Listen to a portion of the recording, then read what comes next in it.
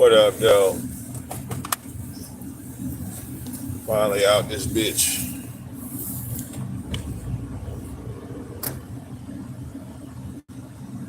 Hold on, y'all. I'm turning my music on. All right, hold up. Yeah, I'm turn my music on right quick, y'all.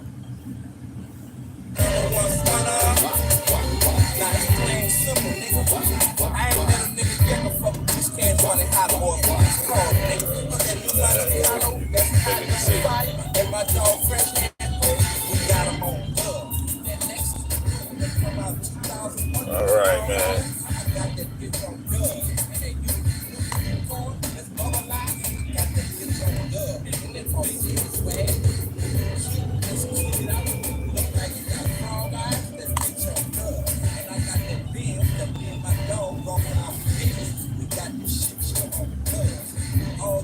I looked at the map, right? The map told me that the freeway was open. So let's just hope that when I turn this corner, this freeway is open.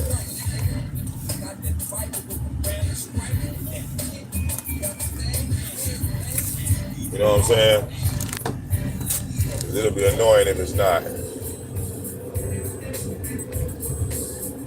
All right, look open. I see cars on it.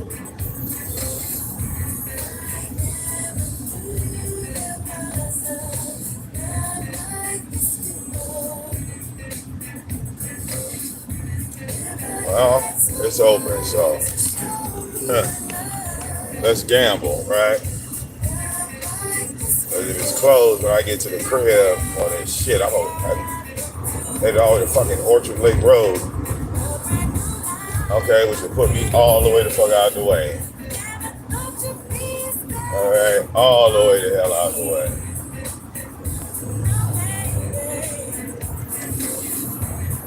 I'll be doing some unnecessary sightseeing.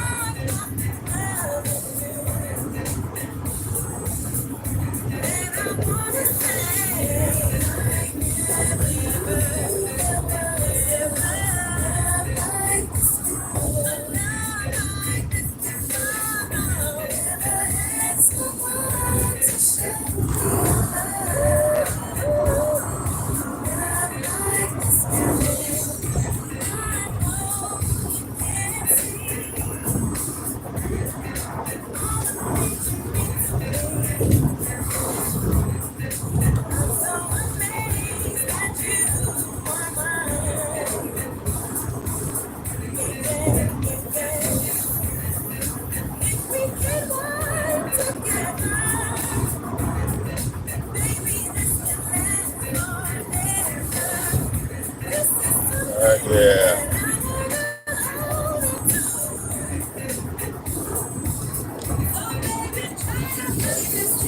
Yeah, so as I ride out,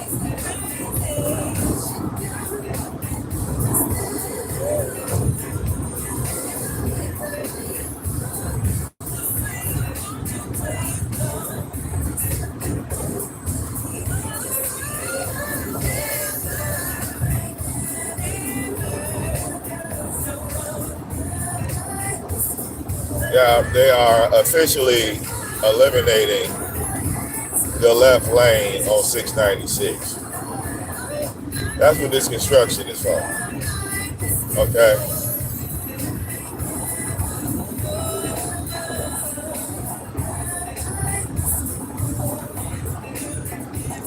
Okay.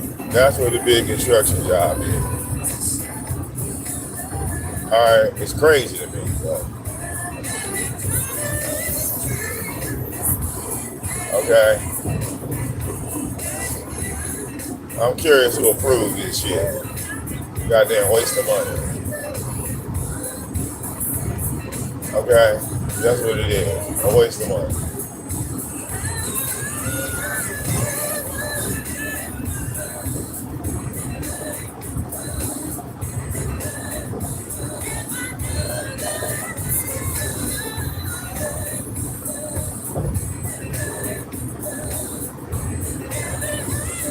All right, yeah. Wow. It's wild. Now I'm curious, right? Like, what's gonna be the next move?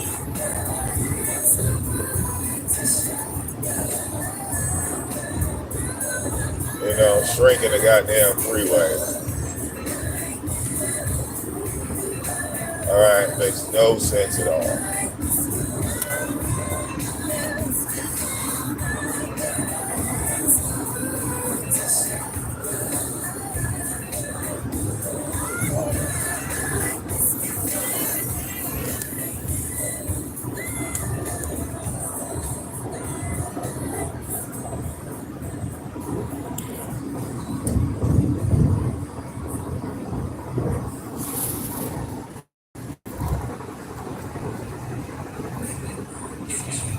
Okay, and then the further I go down, it breaks from one lane being removed to two lanes being removed. Like, you know what I'm saying? Weirdest shit I've ever seen in my life.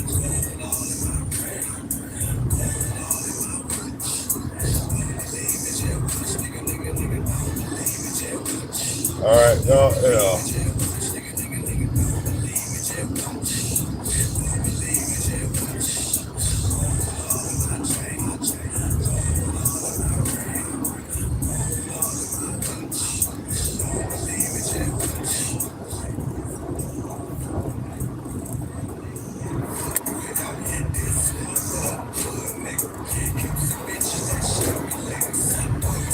Alright, yeah. Crazy. Then they open the freeway back up. On some wild shit.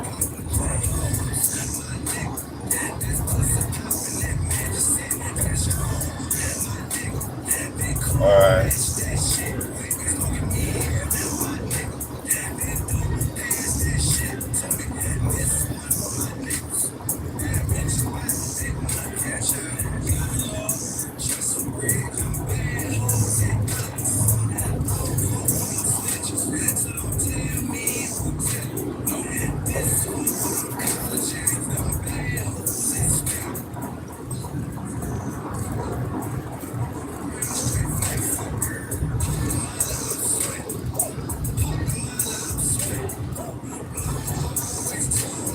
Okay, but yeah, I'm looking. I like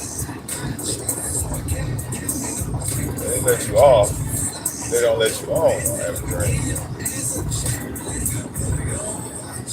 I can see the fucking partition block from right here. Yeah, they ain't letting you in on this side.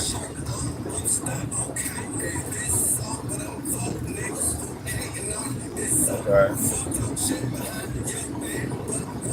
So they block it all off. That's why they block it all off.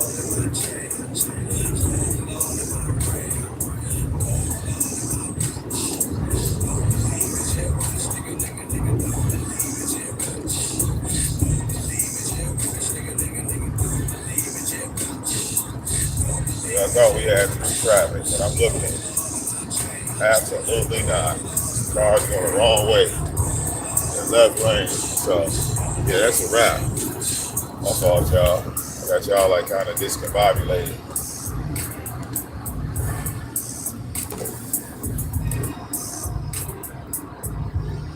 Okay, I got y'all discombobulated, but we back. Yeah, we almost off this bitch. Okay.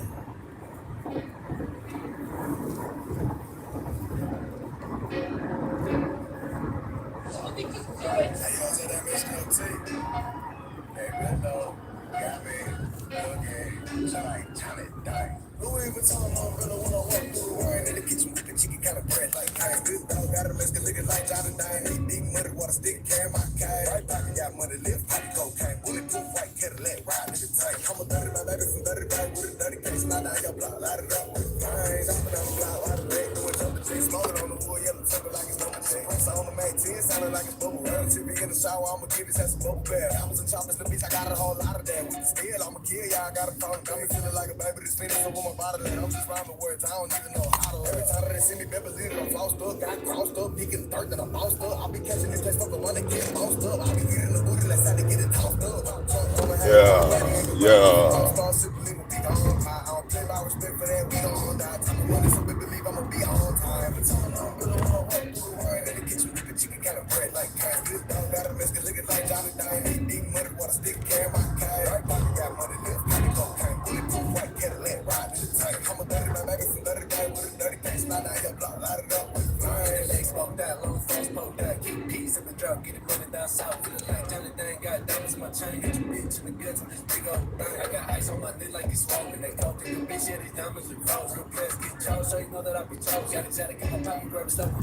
I stay at the way, don't be all in the bitch. I'm in the civic, don't call me for six. I ain't selling no brands, bitch, come by a zip. See the streets getting dry, finna go and take a trip, let's do. Hey, hold on, wait a minute, if I get it, then I spend it when I'm in it. Can't pretend to keep it tinted with my business, I'm relentless, ain't no witness. I got 2 rent houses, the bitches get rented. Bitch, I've been a boss for a minute. I don't really wanna walk through the world in the kitchen with the chicken kind of bread like cash. Good dog, got a mess, looking like Johnny Dane. This deep money, what a stick, carry my cash. Right pocket got money, live, pocket go, tank. Bulletproof white Cadillac, ride in the tank. I'm a dirty baby, I'm dirty baby with a dirty case. Slide down your block, light it up. I got ice all over my body, looking like a snowman. Big rocks in the grill, dancing like a slow jam. My chain so heavy, I'm walking like an old man. Try me, you gon' get tagged like a spray paint can. Smoking something from Spokane, I'm getting dope. Just keep it cold, put on the coat, my ice froze. Riding folks, I'm poking out on nice toes. Drive slow, my trunk up and the lights glow. When I'm sitting so low to the ground, I might scrape.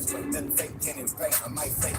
Right down to it, he ain't the top fake. Thinking you can run up on me, then you stay fake. Get breaking them out, you stay. Can't do tripping the puddle, you thought it rain. Everything floats from the grills to the chain. I just put a lot of chains, now I'm looking like Johnny Dane. Yeah, man. What up, though? All right, we almost off this street. I gotta keep my eyes peeled, you know what I'm saying, when I drive down this bitch.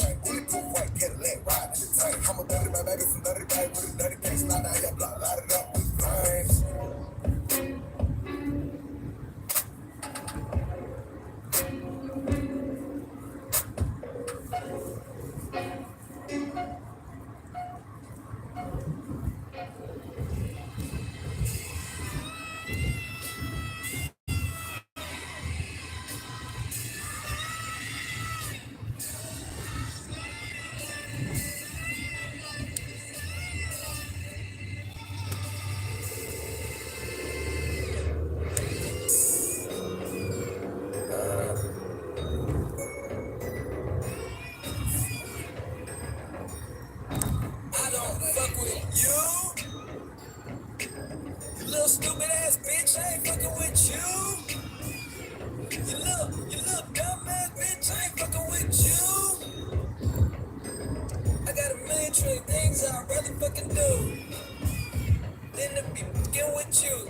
Little stupid ass, I don't give a fuck, I don't give a fuck, I don't give a fuck, bitch. I don't give a damn about you or anything that you do. I don't give a damn about you or anything that you do. I heard you got a new man, I see you taking the pic. Then you post it up, thinking that it's making me sick. But when I see you calling, I be making it quick. I'ma answer that shit like I don't fuck with you. Bitch, I got no feelings to go. I swear I had it up to here, I got no feelings to go. I mean for real, fuck how you feel. Stuck in 2 cents if it ain't going towards the bill. Yeah, and every day I wake up celebrating shit. Why? Cause I just dodged the bullet from a crazy bitch. I stuck to my guns, that's what made me rich. That's what put me on, that's what got me here. That's what made me this. Everything that I do is my first name. These hoes chase bread. Oh damn, she got a bird brain. Ain't nothing feeling me. Oh man. I just bought a crib. All right, I done made it to the crib. We're halfway there, man. I got a bitch that All right. ain't got no clothes on. And then another one text the yo ass next. And I'ma text your ass back like I don't fuck with. It's like fucking 22 degrees outside. Little stupid ass bitch, I ain't fucking with You know. You look dumb ass bitch, I ain't fucking with you. I got a million trillion things I'd rather fucking do than to be fucking with you. Little stupid ass, I don't give a fuck, I don't give a fuck, I don't give a fuck, bitch. I don't give a fuck about you or anything that you do. Don't give a fuck about you or anything that you do.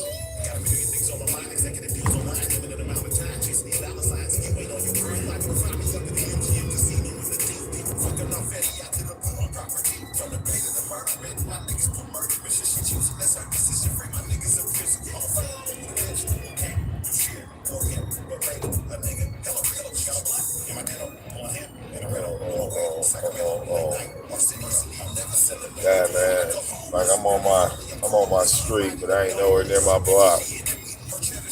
I just crossed over 8 Mile, headed to fucking 7 Mile, and crossed over 7 Mile.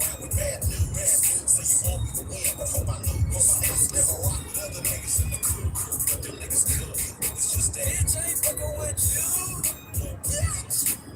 Little stupid ass bitch, I ain't fucking with you.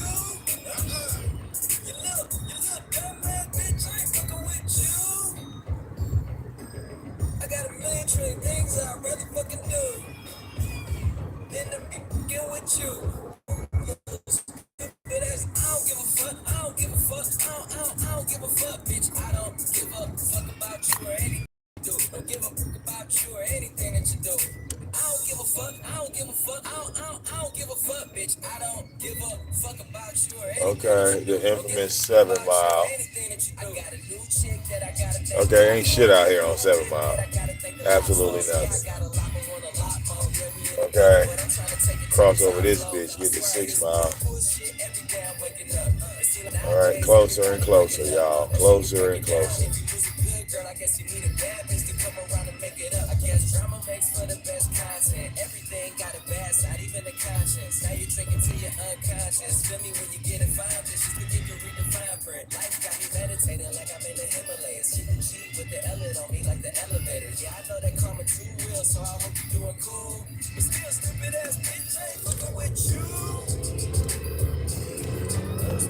All right, thank God I got my J already rolled up, man.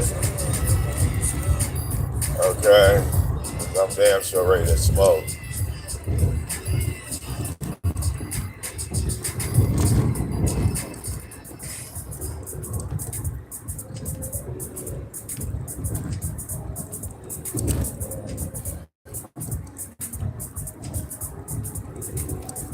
You know, normally I get home like this. Well, first of all, I left the job at like 6:30. They were fucking like understaffed and shit. So normally I get the fuck on. I don't be caring. So today I decided, I'm gonna stick around and see what's up. Okay. Yeah, that was a mistake. I should have left. Okay.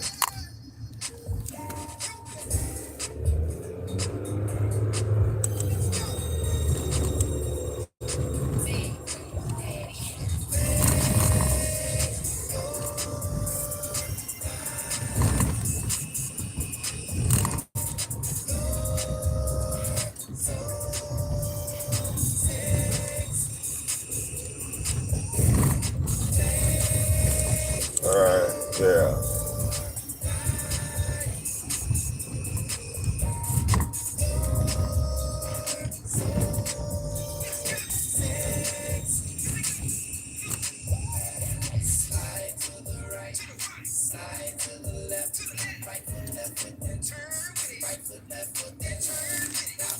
Oh. Oh. Yeah. I just need to park this damn car, man. I have no idea. I just need to park. Okay.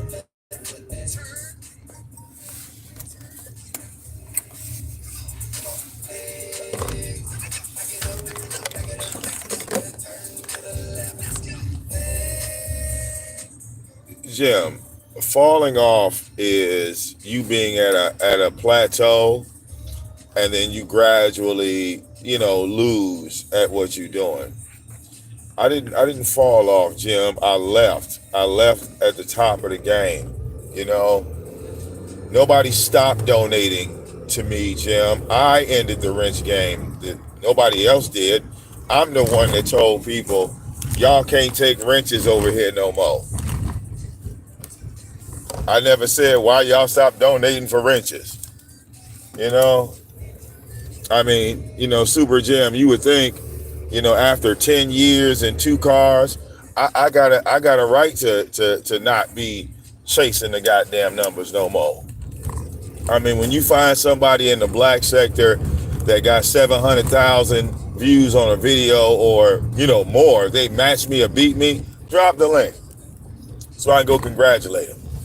But none of y'all will beat me, so I ain't worried about it, okay? I ain't worried about it, Jim. Y'all can have it, I mean, with my absence, y'all should be dominating right now. You should be taking over the game. All right. I made it to 10,000 subs. Wasn't even trying. I made 10,000 subs going to work, Jim. Come on, bro. You see me lobbying for no DQ night? Nope. You see me doing panel shows? Nope. Only thing you see me doing, Jim, is still smoking weed, all right, with a damn good job that took my attention off of YouTube. I mean, come on, let's just keep it a buck. My job took my attention off of YouTube, Jim.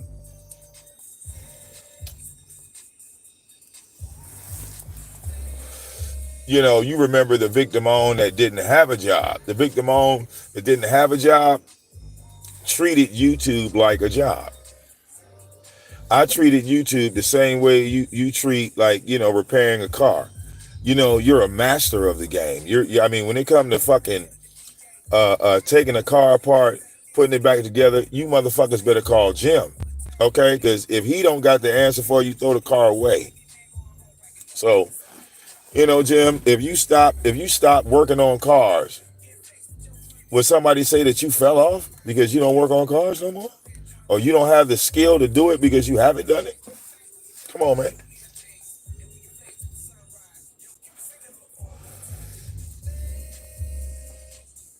All right, yeah, I get it. Y'all want me to turn up, go crazy. I ain't got to turn up and go crazy. You know what I'm saying? I got Armando. Shout out to Armando. Armando turned up and going crazy.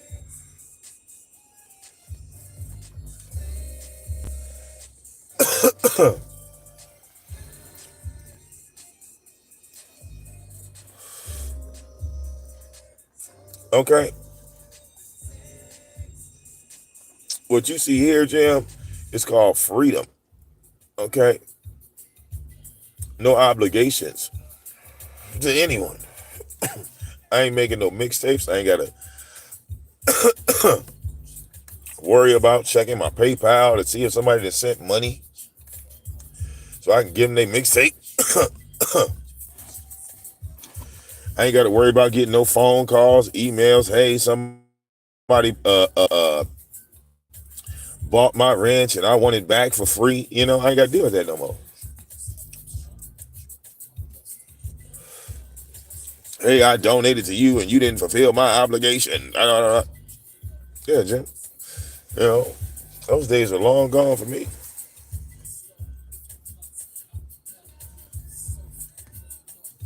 Right, Red Wings. You know.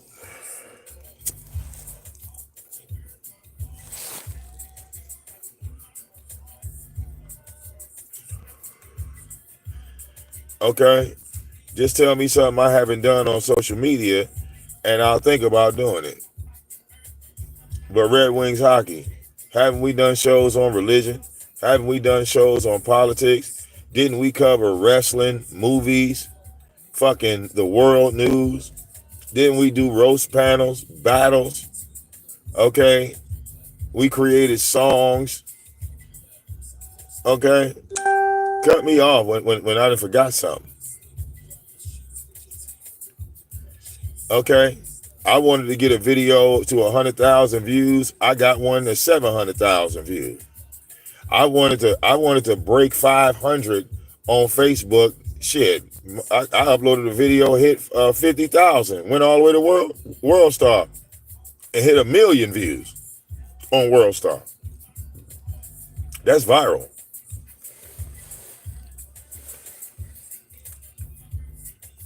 I done made 3-minute videos that did 30, 40,000 views. And that wasn't no live show looking for a chat room. That was just me uploading. I just made a video, uploaded it, and walked the fuck away. I mean, give me something I ain't done. Went off into the goddamn video game realm and kicked ass in that motherfucker. All my goddamn characters on my video game is souped up, maxed out, connected with thousands of people on PlayStation Network. Okay, we left YouTube, went to fucking Instagram, took over that shit, right? I had 39 followers on my IG. I'm pushing 2,000. Ain't went back since though. Big O still popping. I go live on Big O, you know, still get like 100 people to show up, that's decent enough for me. And all they want to do is hear me DJ. They don't give a fuck about none of this YouTube shit.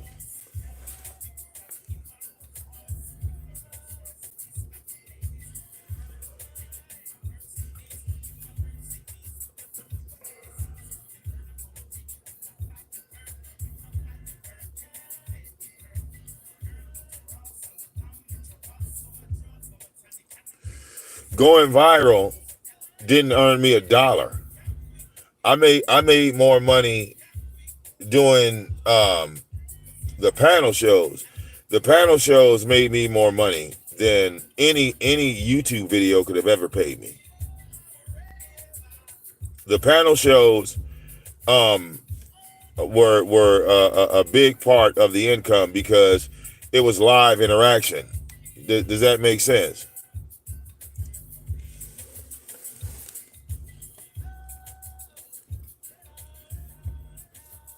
And making 100K a year, okay, that's only good money is if you live in the ghetto, okay?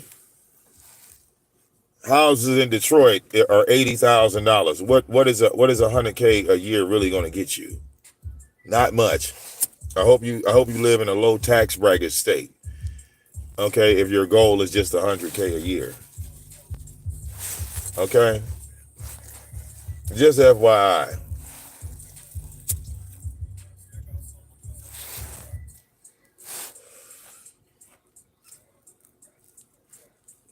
Only problem with that is you have to be careful. You know, if you hit high numbers on YouTube, do you realize how many people are going to be jealous of you because you hit them high numbers?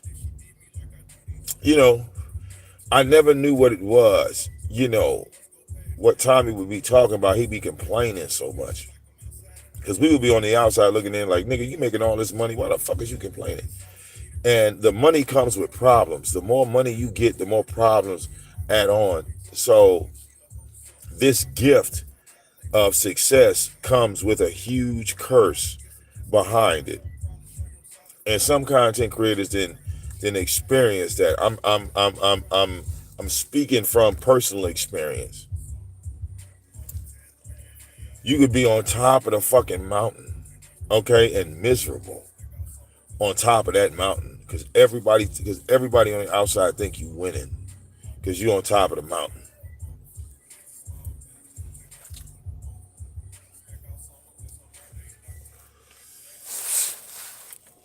But when I first came to YouTube, we didn't know how to make money. We didn't know how. Ain't no fucking manual. Ain't no fucking orientation process to this shit. And then the motherfuckers that are making money damn sure ain't trying to tell you how to make money. That'd be too much like right? If I'm making money, fuck it. Let me try to pull niggas in. So that way we can become a conglomerate around this bitch. You know what I'm saying? We could really become a team. Because when you see Kai Cenat, right? Kai Cenat is not a solo entity. He's under A&P. That's a group. All these niggas go live. Now, Kai Cenat is the more popular out the group, and then Phantom would fall second. But the other niggas that they name ain't as big as Phantom and Kai Cenat. Kai and Phantom don't cut the other niggas off. You feel me? Because they might not have the attention of Phantom and Kai Cenat, but they are a group. Okay? Jake Paul and Logan Paul became successful because they're a fucking group. They're brothers.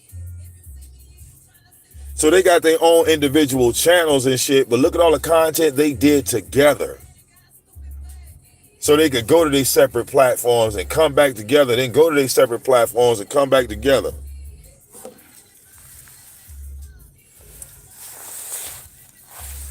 Then, right, outside of them names, right, that are grouped up, look at the people that troll those people. The people that troll Kai Cenat, the people that troll Logan Paul and Jake Paul, right? So these motherfuckers that are trolling Kai, Jake, and Logan, right? They're eating off of the bigger content. They're eating off of Kai They're eating off of Logan and Jake. Now, if Kai should not get 1 million fucking views, the trolls are going to get 100,000. Does that make sense? 50,000, 20,000, 30,000. You understand? Does that make sense? Kai, Jake, Logan, they're getting 1 million per video. The trolls are getting 50,000, 60,000, right? So in this dimension, or you might call that, you could even label that and say, well, that's their own sector, right? They're not flagging each other. Everybody's eating off of everybody. Nobody's in anybody's way. And they just keep stirring that pot, making it bigger and bigger and bigger and bigger.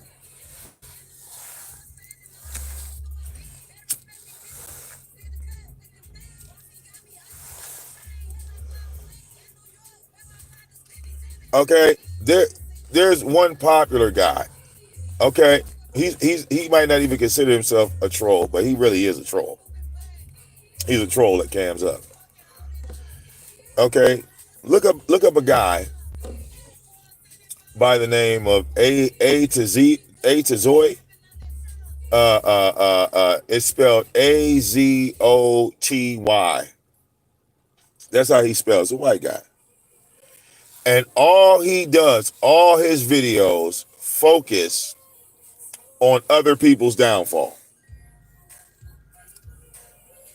That's his whole channel. His whole channel is based in your life's failures. Now think about that. A content creator that patiently waits for you to get fucked up out here in real life. And once that happens to you, he ends up making money off you. He's been doing it for God knows how long. He didn't start his channel that way, but it ended up that way. Okay. You know something funny, Mayor, right? I don't know why. It's like you're never around when I say this, Mayor. But, you know, I told people like a bunch of times, right? I said, you know, when the mayor came to my crib, all he did was come with me on my, like he was standing like in front of my steps. Am I lying, Mayor?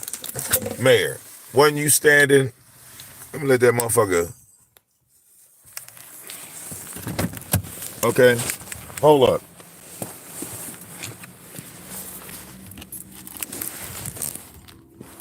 Mayor, cause you in the chat now, right? Mayor, wasn't you standing? Wasn't you standing about right here, Mayor? And you had a Finnax t-shirt in your hand, and you said, hey, y'all, buy this motherfucking t-shirt. Remember that shit, Mayor? You was like, buy this motherfucking t-shirt on my live stream. I copped one. I got one for Joy. I got one for Vivi. And after that, nigga, all right, your sales went crazy, nigga. Am I lying about that, Mayor? Because, you know, Mayor ended up calling me and saying, God damn it, I can't even feel all this shit, Vic. This, you know, I made a mistake. Okay. Didn't that happen, man? When you looked up and you had so many fucking orders, you said, yo, Vic, this was not the plan. Like, you turned around and said, this was not the plan. Lady La got wind of it. Yep.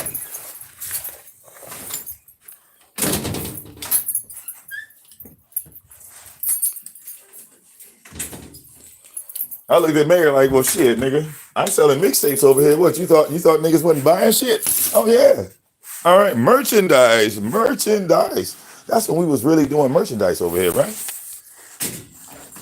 Selling everything, right, Mayor? We was selling everything, right? Even weed, right, Mayor? Everything. Everything must go. Even weed.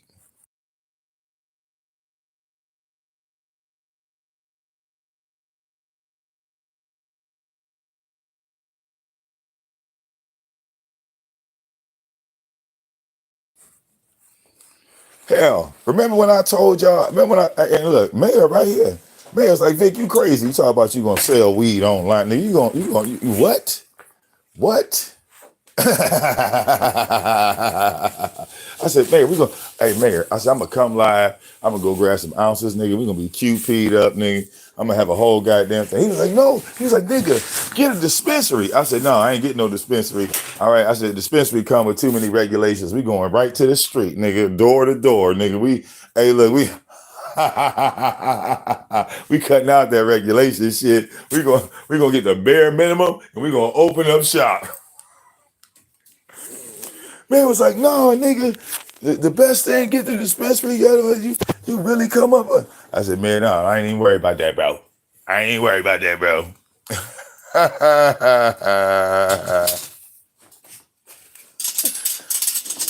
Mayor came to my house later on that week. Mayor, didn't I have like 100? I had 100 pre-rolls sitting on the porch. I had like 13, 14 vapes. I had weed, Kool-Aid. I had a whole fucking mini store. What they do? When Mayor pulled up in front of my house, right? Didn't they call the cops on us, Mayor? Then they call the narco boys. Them niggas rolled by me and Mayor like this. Kept rolling, bitch. Fuck out of here, nigga.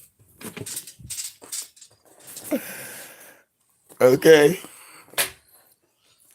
100 pre-rolls in a jar, nigga. Stop playing. All right. Goddamn QP on deck. All right. Had plants sprouting. Come on, man. Stop playing. Had the plug. All right, when that shit first dropped, oh yeah, Vic was unemployed. Well, okay.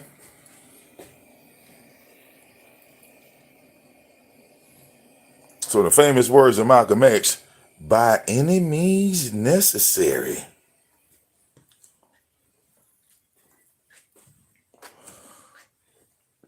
That's the funny thing, you know. That's why your boy Vic is labeled the king of trolls, because the trolls, they swore up and down I was doing some shit illegal, calling the cops and shit. Nigga, I was just kept on banging. Hold up, y'all.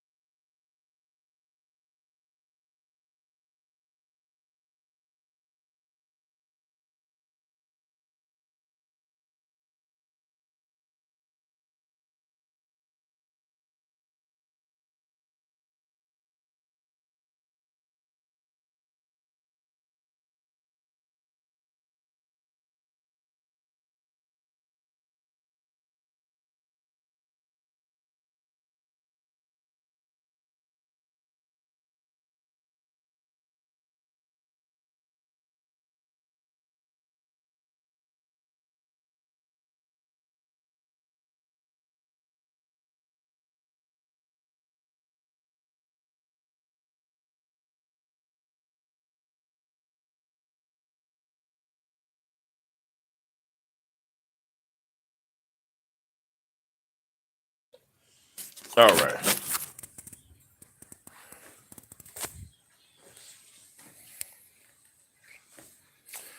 That's right, man.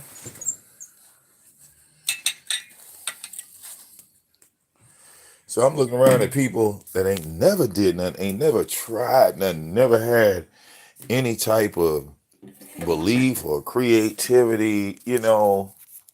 It saddens me, to be honest with you, because I ain't, you know, I'm not giving away my ideas for free. You got me fucked up, you know. My brain be moving at 100 miles a minute, thinking something new to do on YouTube all the time. But nowadays, you know, I see how people are. You'll give them a really great idea. They'll be with you for a minute, and then they'll cut you off and use your idea later. Say it's their idea. You know, that's how it is now, right? Black folks still just cutting black folks' throat. Damn.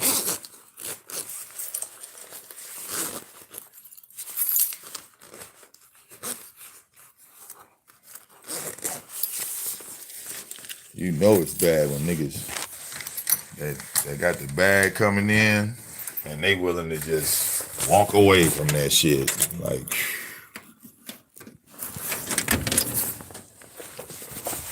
you know, high stress levels.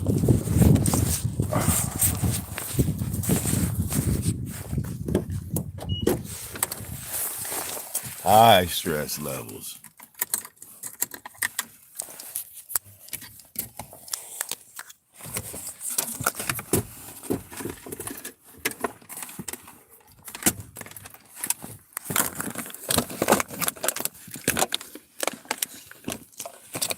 Yep.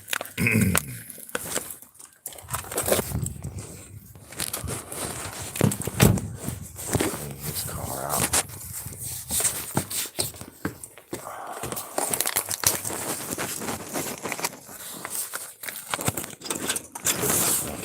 Freezing out here.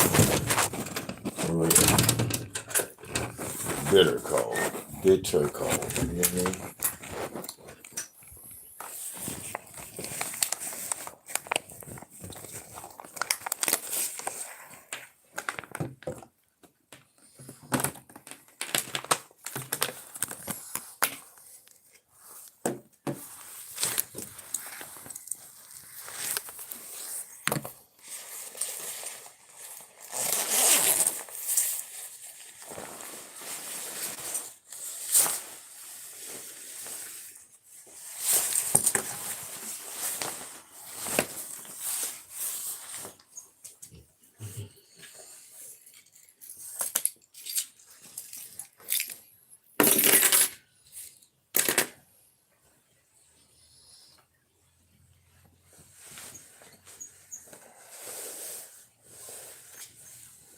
Okay, yeah.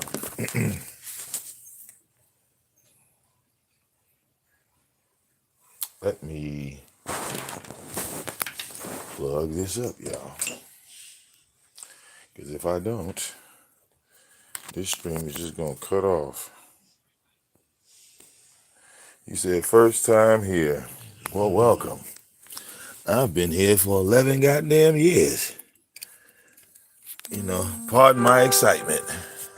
You know, you get here for the first time, you know, I'm supposed to be the content creator and be like, share, and subscribe. Hello, Ice Mouth. You know, I'm supposed to be all excited and shit. Hey, guys, yeah. Fuck all that shit, bro. Fuck the like button. Fuck all that shit. All right? That's the type of stream we doing. That's the type of topic we on. Nigga, the topic is fuck the like button. Nigga, that's the topic. Why? Why you even care about that bullshit ass? But that like button don't make you a fucking dime. All right?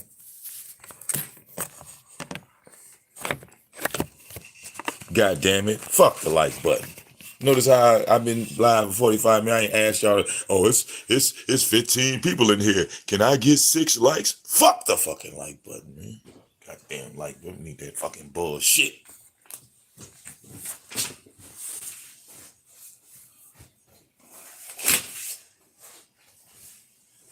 Okay.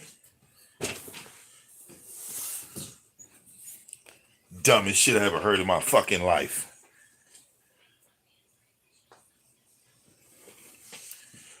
Who the fuck judges a YouTube video by the goddamn like button? Normally, the only thing that attract you to the fucking video is the goddamn thumbnail. That's what attract you to the video. You see the thumbnail, you go, and you see like a little cut scene of the video, and that's what make you watch the goddamn video. You're not coming in for no goddamn likes. Okay? Who the fuck got track of the likes of a video they watched last week? I watched that video had 5,000 likes. I had to go check it out, man. Who even talks like that? Who suggests content on YouTube based on the goddamn likes? Okay. No. Ain't no video on YouTube that's gonna make me mad. If anything, I just might roast, depending on what it is. I might cook that motherfucker, but it ain't gonna trigger me into emotion. You know, I'm like pretty much emotionless on this bitch. So Yeah, emotions are really hard.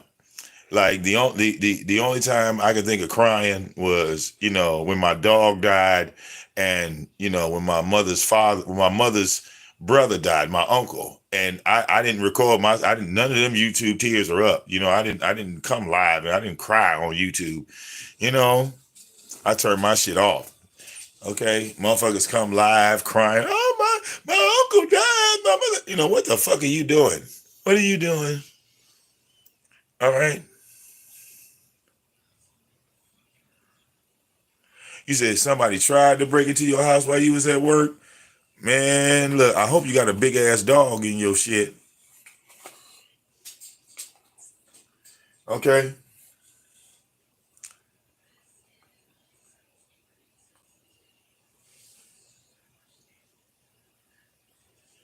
Okay.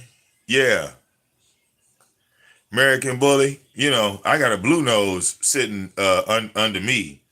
That nigga like 8 years old. So he pretty much bum rush everything that come through the door. So I ain't really got that problem. You know how they tell you certain things you shouldn't allow your dog to do, like bite on people and things like that. I did the exact, I let him bite on whoever he wants to.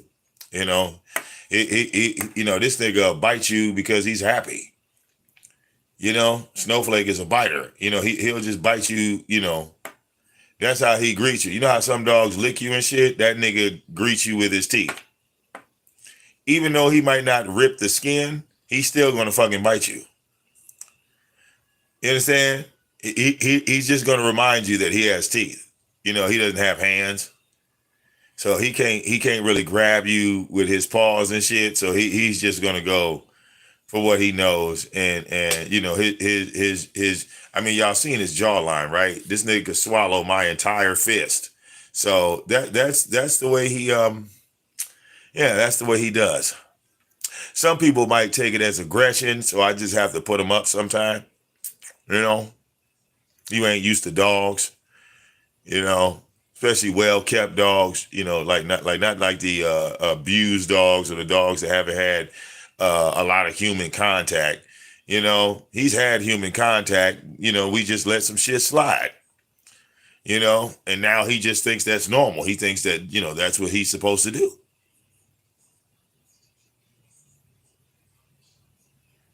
Yeah, yeah. Like if you ain't used to dogs, when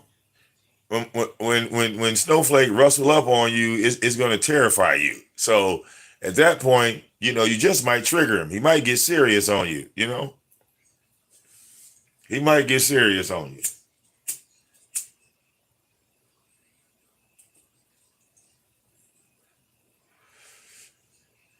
Yeah, Snowflake is that pit bull that won't let you walk away.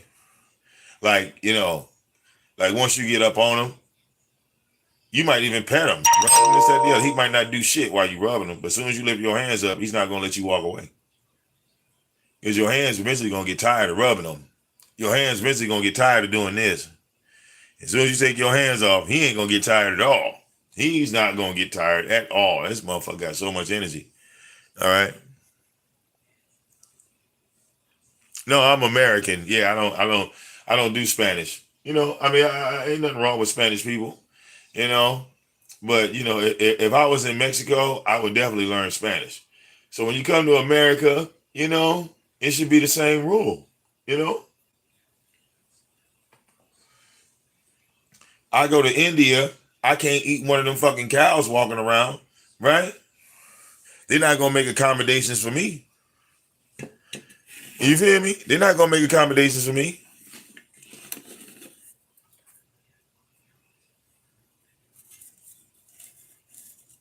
All right, them motherfuckers gonna wild out when I pull out a Bible and tell them motherfuckers Jesus is real in Dubai.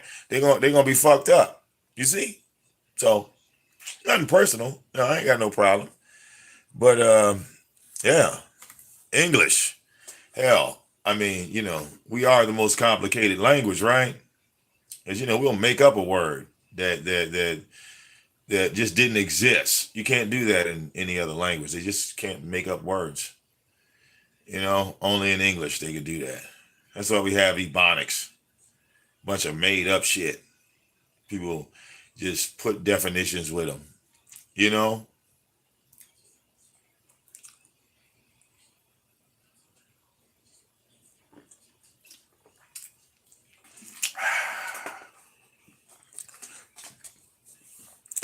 See, it's only at this time when I don't have to go to work. I don't, I catch a glimpse of my former self, because for me to go a full 24 hours and not go to work, I'm reminded of not working. Like every time I get to my off days, those off days remind me of the time that I was completely off. You see?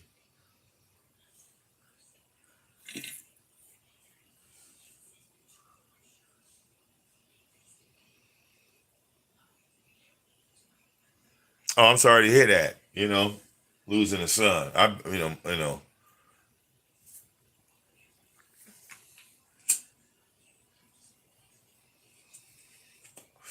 Snowflake is my wife's dog. You know, I don't really have that much control over him. He listens to her more than he listens to me. So once he made that decision, I really don't fuck with him like that. You know,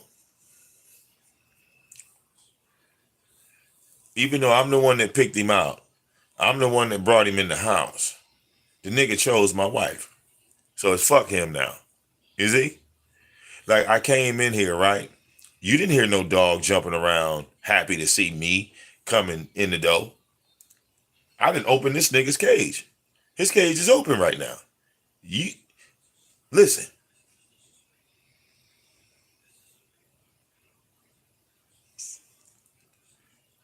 Listen.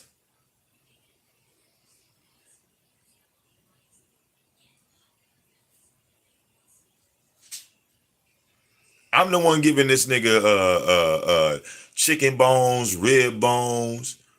You understand? I'm the one walking this nigga because he's too goddamn strong for my wife to walk him. Okay? So this nigga don't even get outdoors if it wasn't for me. He'd be trapped in this bitch forever. You understand? Dig?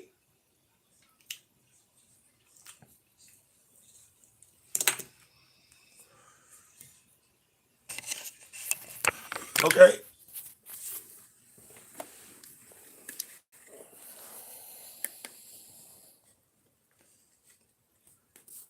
So here is this ungrateful ass nigga ain't even lifted his head up. Look at him. Nigga ain't I didn't open his goddamn cage. I done came in the house. This nigga ain't even gave me half a tail whack. Fuck this nigga, bro. Fuck this nigga, bro. You feel me? Yeah, I got the light on you now, bitch. His neck is 24 inches in diameter, bro. Blue nose. Okay? This when you know he too spoiled and shit. Look up, nigga.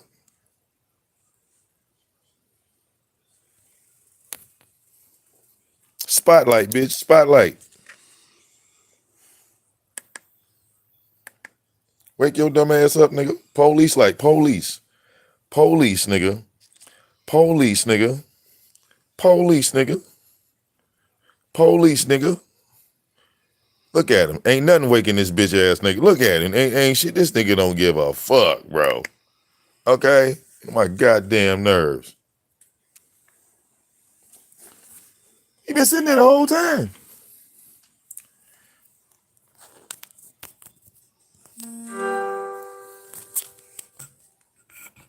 The whole time he been right there, bro.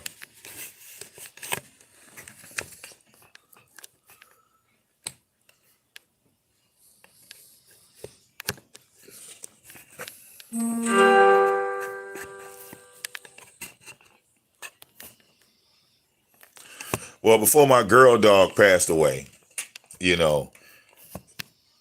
end up having like fucking 7 litters, bro.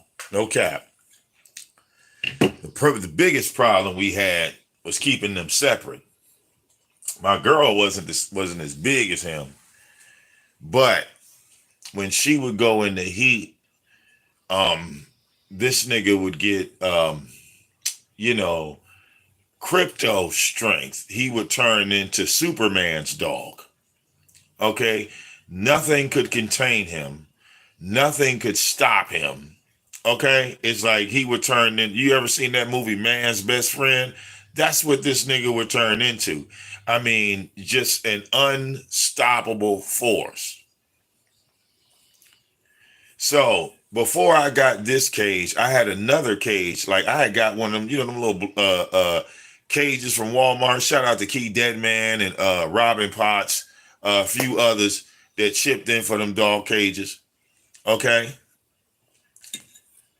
Now I'm the one that when somebody gives me something, especially the people that then gave me shit from YouTube, I like to hold on to that stuff, right? So Key Deadman got me this big ass fucking dog cage. She gave me $189. I went and got this nice ass fucking dog cage, right? It was big enough for both of these motherfuckers to sleep in. Baby goes in the heat, and Snowflake like bends the fucking bars of the dog cage like Doctor Strange. Like he had on one of them fucking rings and he did like this to the fucking dog cage, and squares turned into circles to the point where he literally bent the fucking, like he bent a wall in the cage and turned that bitch into a giant mouse hole. Like the cage had a fucking Tom and Jerry crafted mouse hole on the side. And he's biting on the fucking bars, bending these bitches like the bionic dog.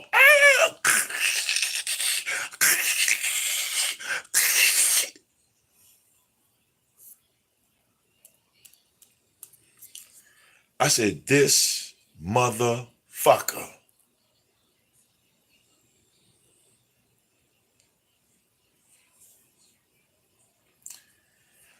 I've tied him outside to tow truck ties.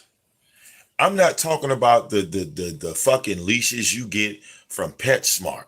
No, I went to AutoZone and I went and got tow truck ties. Shit that you put on a car to tow it. You feel me? They supposed to be able to withstand thousands and thousands of pounds.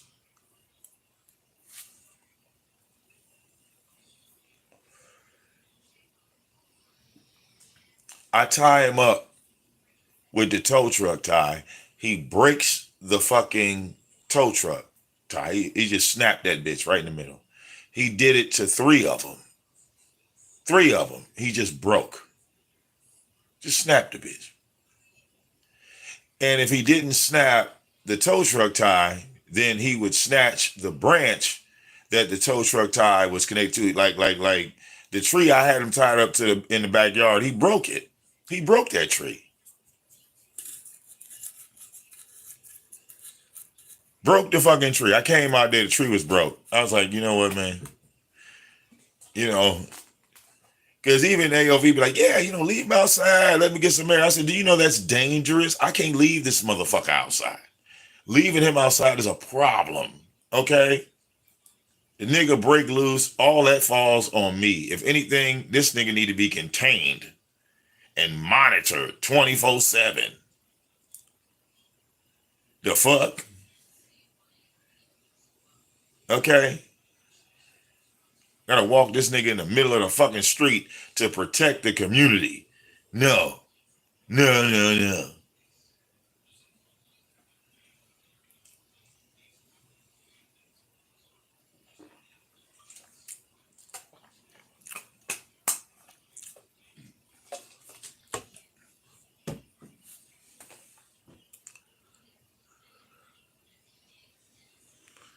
Okay.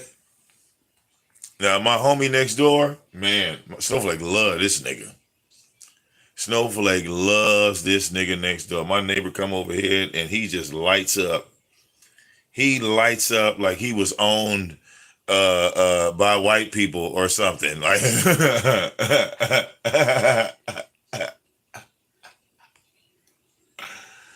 okay. He see any one of my homies next door. This nigga just okay. That's how I know my neighbors outside. Cause he see any one of my neighbors. He just, oh, oh.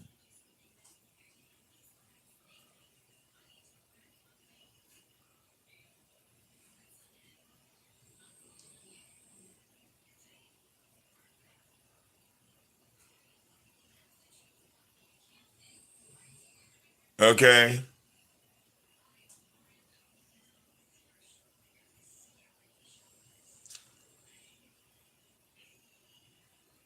Okay. Like, you know, I should have told my homie before he went and got his dog. I said, you know what, nigga, I should have gave you this nigga. Like,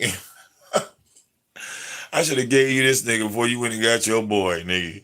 All right. I think he'd be happier next door. Like, real. Where your lame ass be acting, nigga. All right. Move you the fuck out this bitch and replace you. All right. Told you I could really build like Vivi a teenager now. I ain't got to worry about no itty bitty kids running around this bitch no more. I could build my killers. Go get me two vicious ass girl. Go get me two girls, nigga. Go get me two motherfucking girls. And they gonna fall in love with me, goddamn it. You know what I'm saying? They gonna fall in love with me. Don't have to worry about these boys and my wife no more. Okay.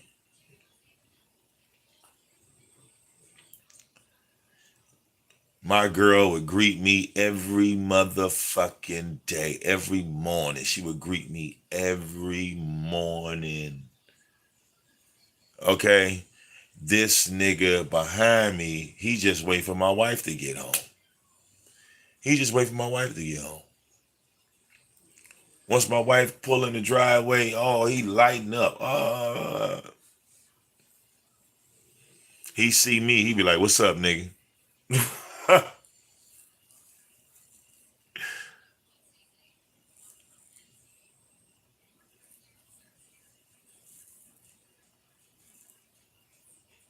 Did I end up streaming every day?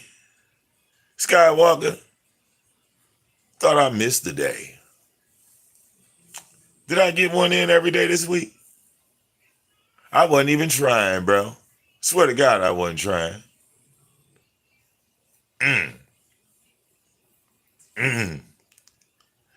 I guess old habits die hard, huh, Skywalker? Old habits die hard.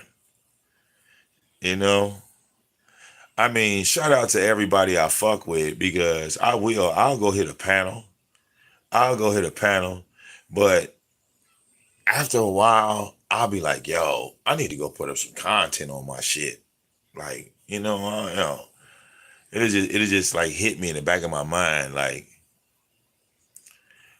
like I could go to somebody's panel and kick it as a guest or this, that, the other.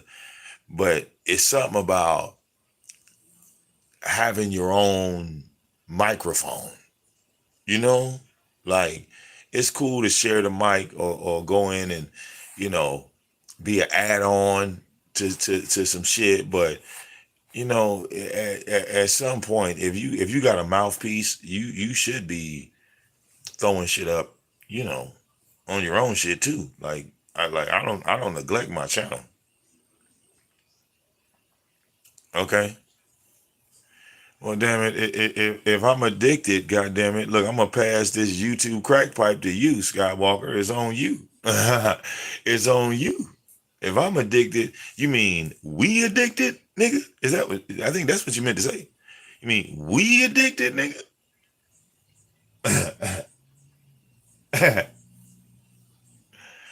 All right.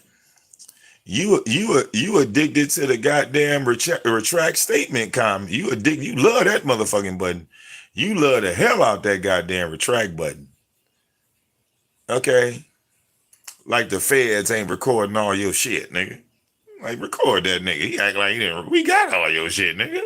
Right.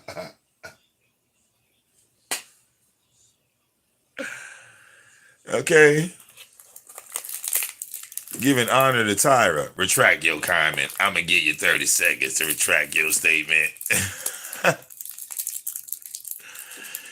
Yeah, Ice Mouth. Ice Mouth, you know, the channel say 2017. I've been here way longer than 2017, you know. Yeah. I think I've uploaded like well over, I keep saying 10,000. It's got to be about that. I think I've uploaded over 10,000 videos to social media. You know, like I think if I would have just stayed on one channel and remained focused on one channel, yeah, I'd probably have like, you know, 50,000 subscribers. No cap, because what I did is I kind of spread myself around. I didn't lock in on one channel. You know, I locked in on 30 channels, and I started putting shit up on every channel. Of course, I get flagged over here in one, but I didn't already promoted all these channels. So, you know, I would bounce to this one, I'd bounce to that one, I'd bounce to that one. You know what I'm saying? If I'm signed into a channel, then, you know, I stay there until I done got kicked or I done got flagged or something. They done hit me with a community guideline or something like that.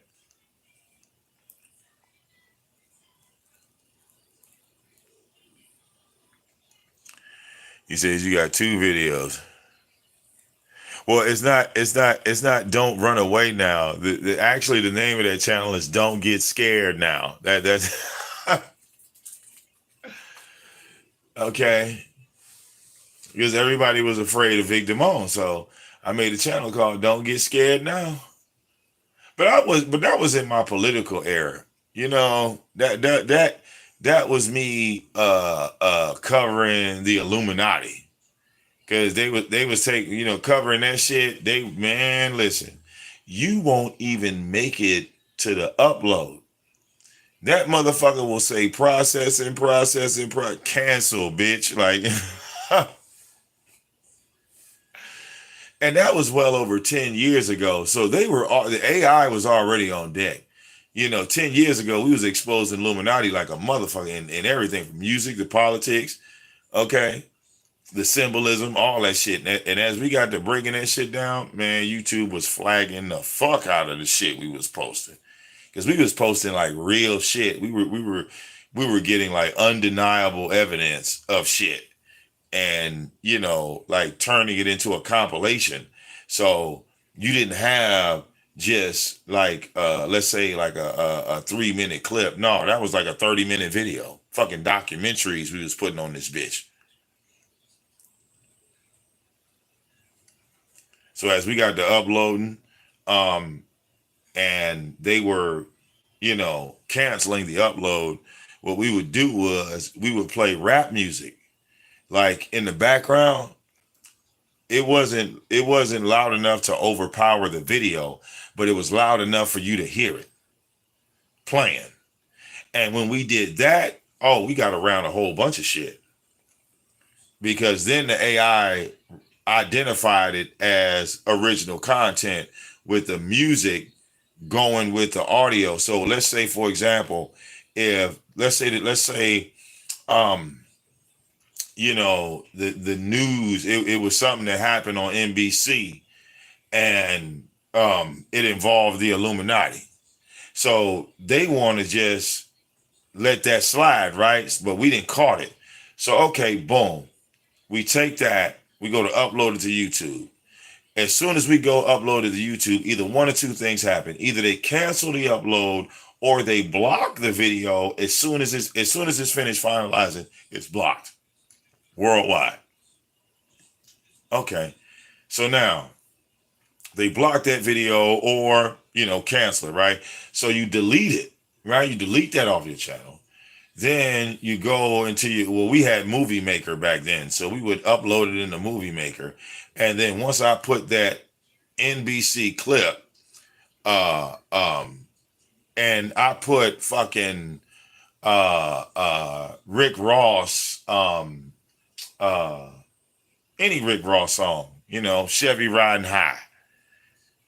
And I got that playing in the background. Chevy riding high, doom, doom, doom, doom, doom, doom. Chevy riding high, doom, doom, doom, doom. And as that's playing in the background, the newscaster is talking. But the newscaster volume is higher than the music. Not too high. Not too high. But the music is not too low. You see what I'm saying? You're able to understand everything that's coming out of the newscaster mouth, but you hear that music playing in the background. So when we did that, yeah, the AI said, "Oh, okay, well that's original content." Even though we was crossing industry and the news, it was classified as original, right? Because it hadn't been done.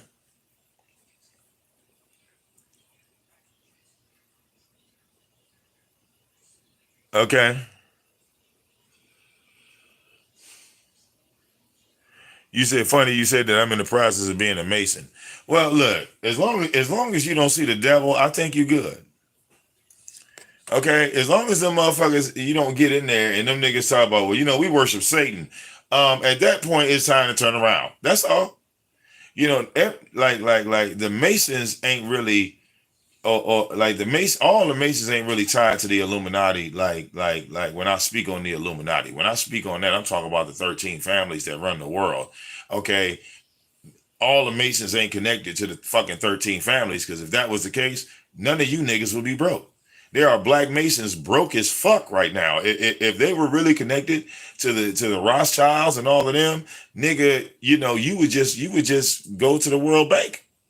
Your bank account should be there. As a Mason, you should be able to just go to the Federal Reserve or go to the World Bank and tell them, hey man, I just came here to pick up $10 million. All right. Y'all can just put that into my personal bank account. Yeah, I'm a Mason. You know, you it don't work that way, right? You just can't go and show your Mason card to any of the motherfucking Rockefellers and they say, welcome, brother. Welcome, brother. You're a Mason? Me too. Yeah, come on in. You need something to eat? Yeah. Okay. But I'm just keeping it real. I'm just keeping it real. You know?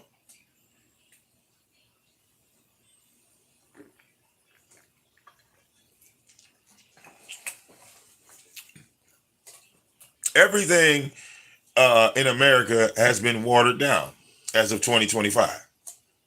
What started as pure has been diluted and rewritten over time. Everything has been diluted and rewritten. Okay. Now I know some people are Masons, and I know all of them ain't devil worshippers, but you know, when I saw the history of where it came from, Masons was started by white people. Black folks didn't start Mason. That was some white people shit, you know. And then black people come and we say, well, what about us? Y'all white Masons? We want to be black Masons. We ain't got to copy everything white people do. You know, we ain't got to, you know. Maybe if it was a different name or something, you know, call it something else. You know, I'm just saying, you gotta do everything white people do. White people had white nationalists. Then you heard black people saying, I'm a nationalist too. Hold on, nigga. You can't be a black nationalist. What the fuck are you saying?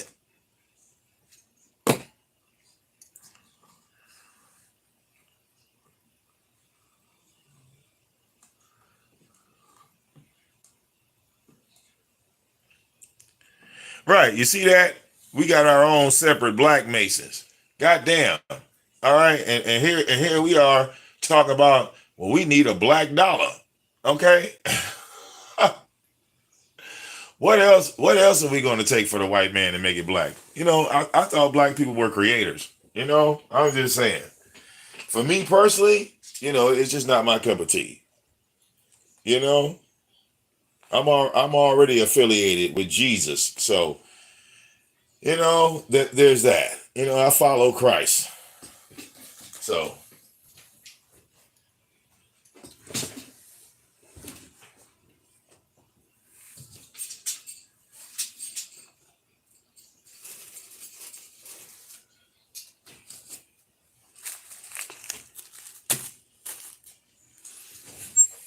and God said in the Old Testament, don't fuck with any fortune tellers or anybody that's talking about they can see the goddamn future. So, and magic. He said all that shit was out off the table. So the only thing that I see close to magic is PS4, PlayStation. That's the only magic I see. And is that magic? No, that's the goddamn robot doing that shit. So that magic ain't even real. Okay? Got fake magic. Okay?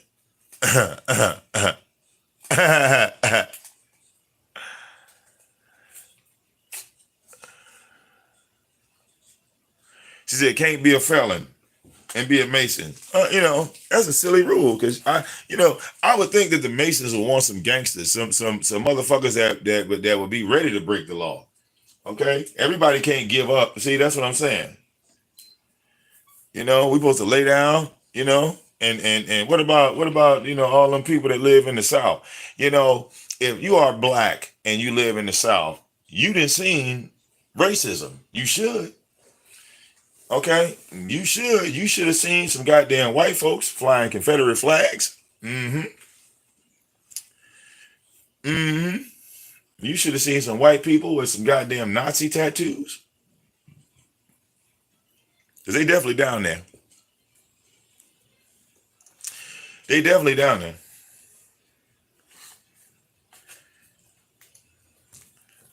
I went into Winder, Georgia on a landscaping job as a teenager. The guy I was with, right? He had to be like 35, 40 years old. I'm standing behind him. I'm anywhere between 17 and 18. Somewhere around there. He knocks on the door. We got the paint. We basically about to paint an old lady's house, right? He didn't got a contract to paint the old lady's house. So an elderly woman comes to the door, greets him. They have a discussion. I'm standing behind him. I'm not on her porch. I'm like at the bottom step, like at the walkway of the porch. So she opens the door, greets us, greets him. They have a discussion. As they're talking, her 5-year-old great-granddaughter comes to the door, looks at us. She's 5. She looks at us, then looks up at my homeboy and asks him, "Are you chocolate?" She was 5 years old. And she looked at my homie and said, "Are you chocolate?"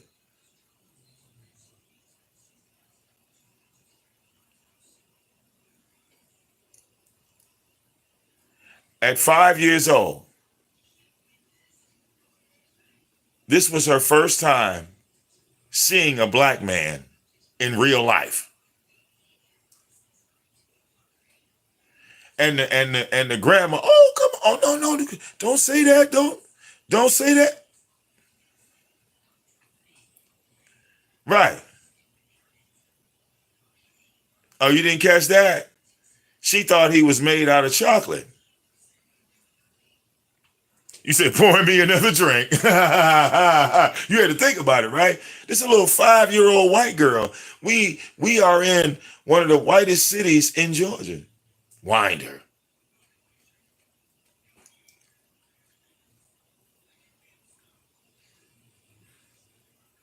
And I was thinking to myself, we were in the 90s. We were in the 90s. And I just kept thinking to myself, how is it even possible, even in the 90s, for these people to keep this 5-year-old completely out of sight of black people, minorities, to the point where when she saw me and my homeboy, she was in awe. She was in shock. She was 5 years old and she was literally in shock, staring at two black people.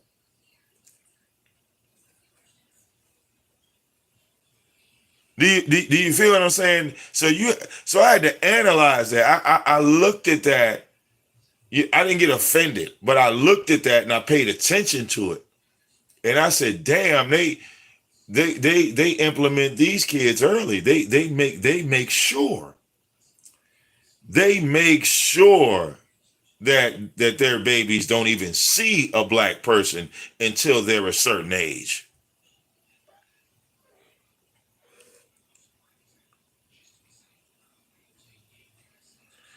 Was I going on a canoe trip during this experience?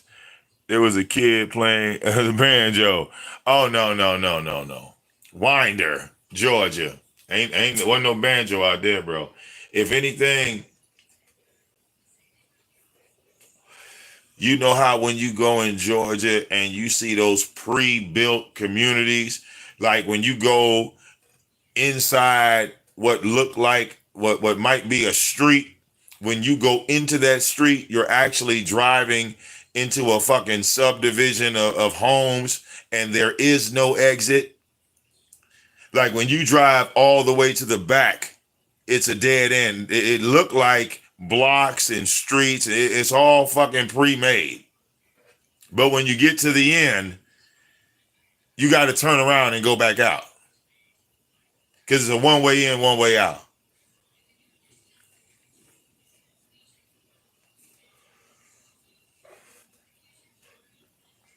Okay.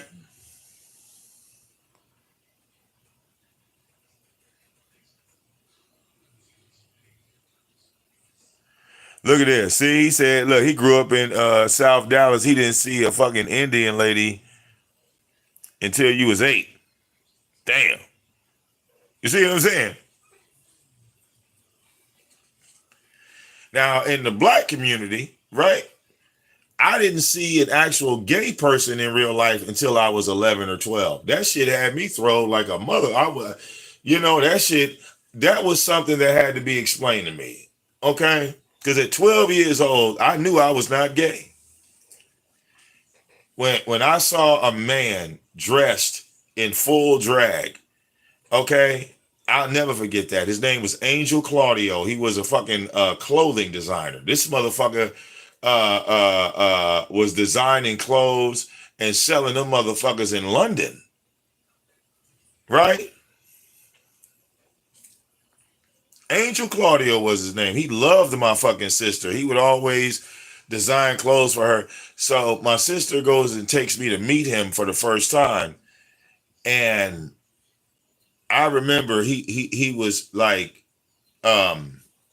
he had on a fucking a wig, right? He had on a wig with his hair like pent up, and it was all the way down his back. Like it went all the way down his back.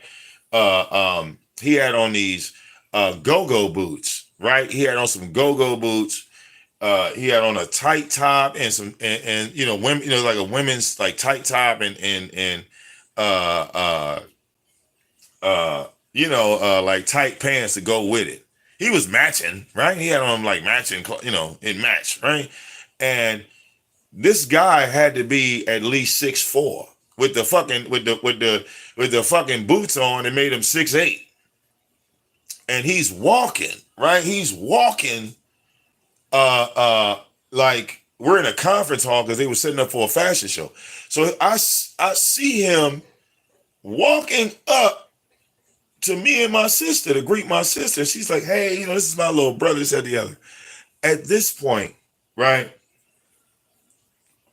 I'm not saying that. I shake his hand, right? I shake his hand. And I tell my sister, I say, Karan, I gotta walk out. I'll be right back. I walk out the conference hall and I'm laughing so hard that tears start rolling. I mean, like it was waterfalls coming out. Like I laughed so hard that my chest, everything just was hurting. Okay. Me being 12 years old, I was literally not ready for that. And here's my crazy ass sister just throwing it in my face without warning. Throwing it in my face without warning. Okay. So I get myself together and I walk back in. Right? Find my sister, and she takes me in the wardrobe, the dressing area, where because they have a dressing area for women and they have a dressing area for men. Okay. Again, I'm 12 years old. 12 years old. Room. And, they're doing wardrobe changes. We're talking about 50 to 60 black female models, every color of the rainbow, from the red bones to the darkest of African sisters, right? Every shade you can imagine. And I'm sitting in a metal folding chair, damn near in the center of this fucking room. And all of these girls are getting butt ass naked in front of me. I'm talking, I thought I had died. And I was in the Garden of Eden. I thought I was in paradise. Do you understand?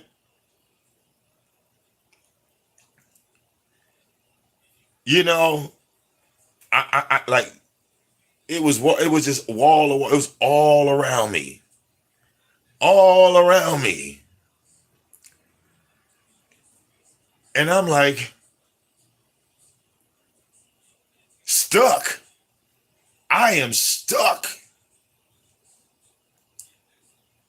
Because these girls are just, hey, Ronnie, rub me on the head or some shit, and then be like on some, hey, Ronnie, just pulling their titties out. Ass, coochie.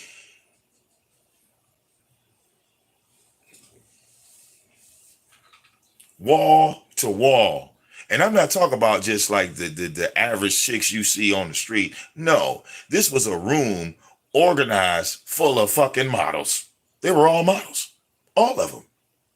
They were all fucking models.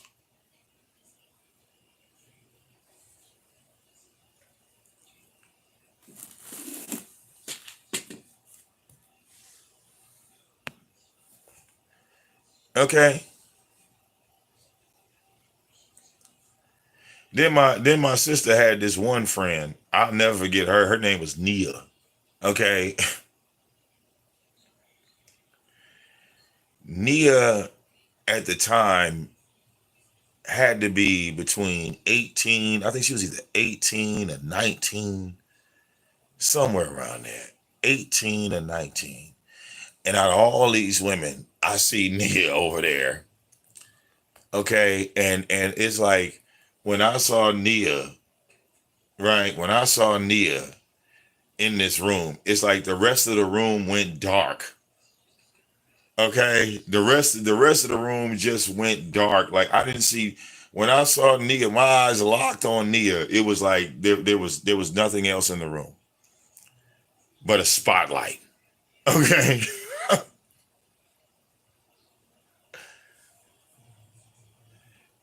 And she had the body of a motherfucking goddess. Okay, she had the body of a goddess. There was like not one flaw anywhere on her body. Okay.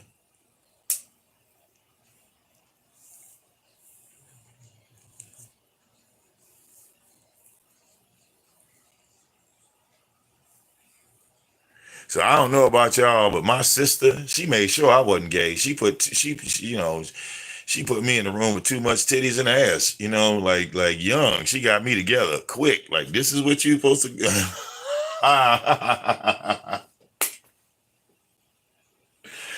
This is what you're supposed to go after, okay? We don't want no fuck ups around here, okay? Look.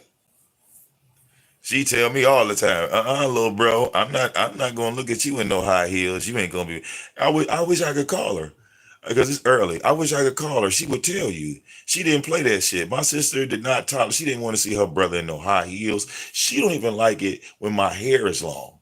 If she sees my hair long, she's gonna say I look like a girl. She don't even like my hair long. Real talk. I'm a grown ass man. If I went home with my shit long and this and the other, she gonna be the first one. She gonna be the first one come out her motherfucking seat. Okay, she gonna be the first one. Okay. I mean, my sister got gay friends, but her brother ain't gay. Look.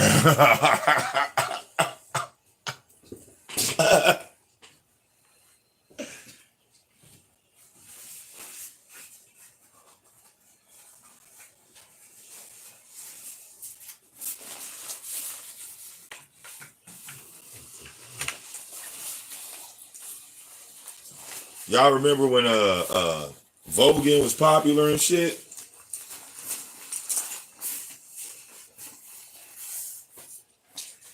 Yo, I know I didn't leave that motherfucking shit in the car. I might have, my dumb ass. I literally thought I came out with everything.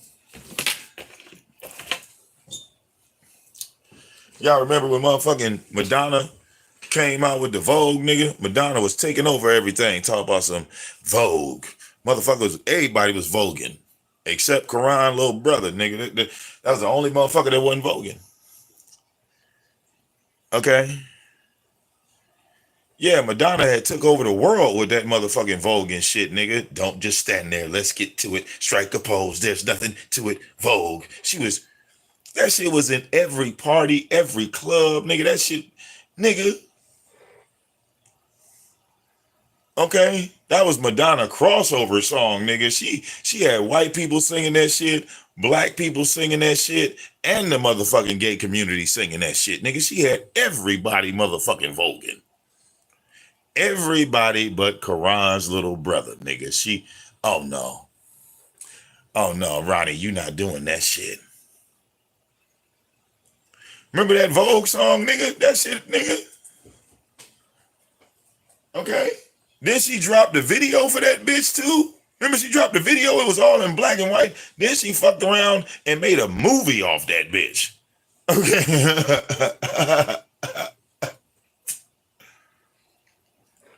Madonna dropped Vogue, The Making of Vogue, Behind the Scenes Part 2 of Vogue, the uncut, they got naked, Madonna showing you her titties, Vogue, nigga. Order this $49.99 Vogue. Remember, she was selling Vogue for $50, nigga. The $50 Vogue had her titties in it. Nigga said, I know they got gay people in this shit, but we want to see Madonna's titties. I'll take two. Give me two of them, please. But okay, niggas have been looking for Madonna's titties for like 15 years. She finally showing them? Yeah, let's get that. Let's get that. Is it $49.99? Can I get a discount on a bundle? Can I get a discount? Okay. What you talking about? I'm tripping, nigga. No. Okay. I used to watch MTV and The Box. So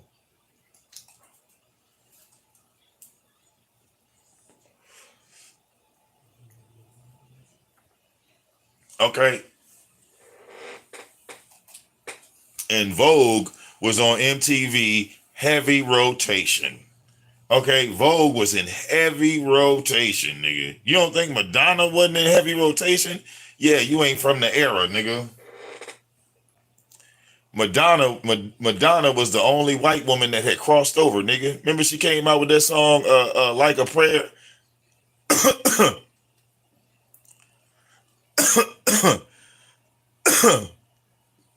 Okay. Madonna was the gangster from the goddamn 80s, and you know, she did some damage in the 90s. Now she didn't pop off in the 21st century. Okay. She didn't pop off in the 21st century, nigga, but she was the goddamn white Beyonce. Let's keep it real. Okay, Madonna was the goddamn white Beyonce, nigga. Okay, she had movie deals, all types of shit.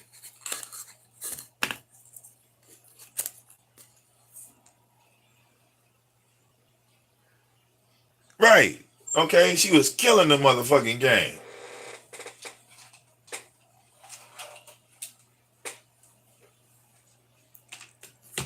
Now, what tripped me out is her old ass trying to get on stage now. She damn, you know, having butt injections and shit, trying to still do it, girl. You need to come on now. It's time to sit. It's time, when you've been an artist so motherfucking long. Sometimes it's time for you to be a producer. You ain't got to be the artist. You getting on stage 75, 80 years old on scaffolds and shit. No, girl, you need to produce some hits now. Okay, you need to produce some hits.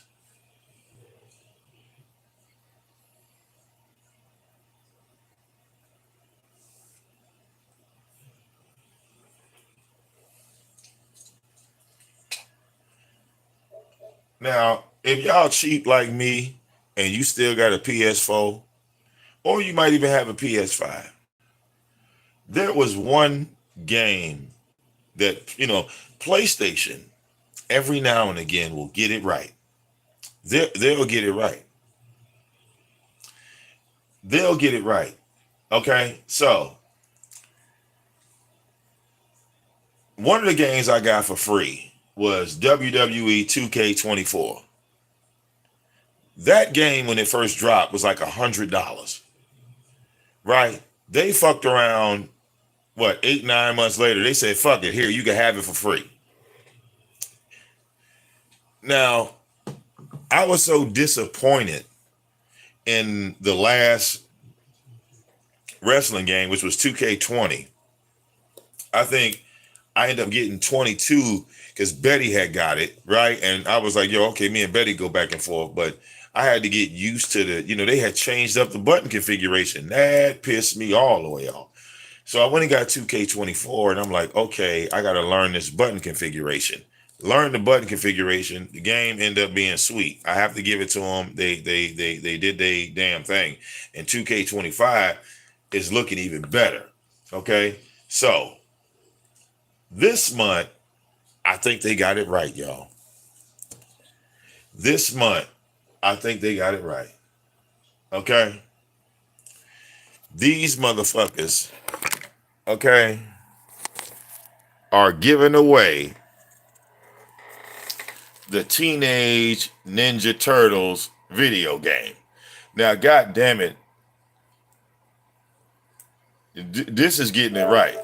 This is getting it right. Now, you're going to give away something. Okay, you want to impress the people. Then you give away the Teenage Mutant Ninja Turtles game. Okay? So we need to see exactly what the fuck this is. Nickelodeon. Ooh, that's not really a good sign. Okay, but we got to see what's on this. We need to see what's on this. What's on this? Warning, please.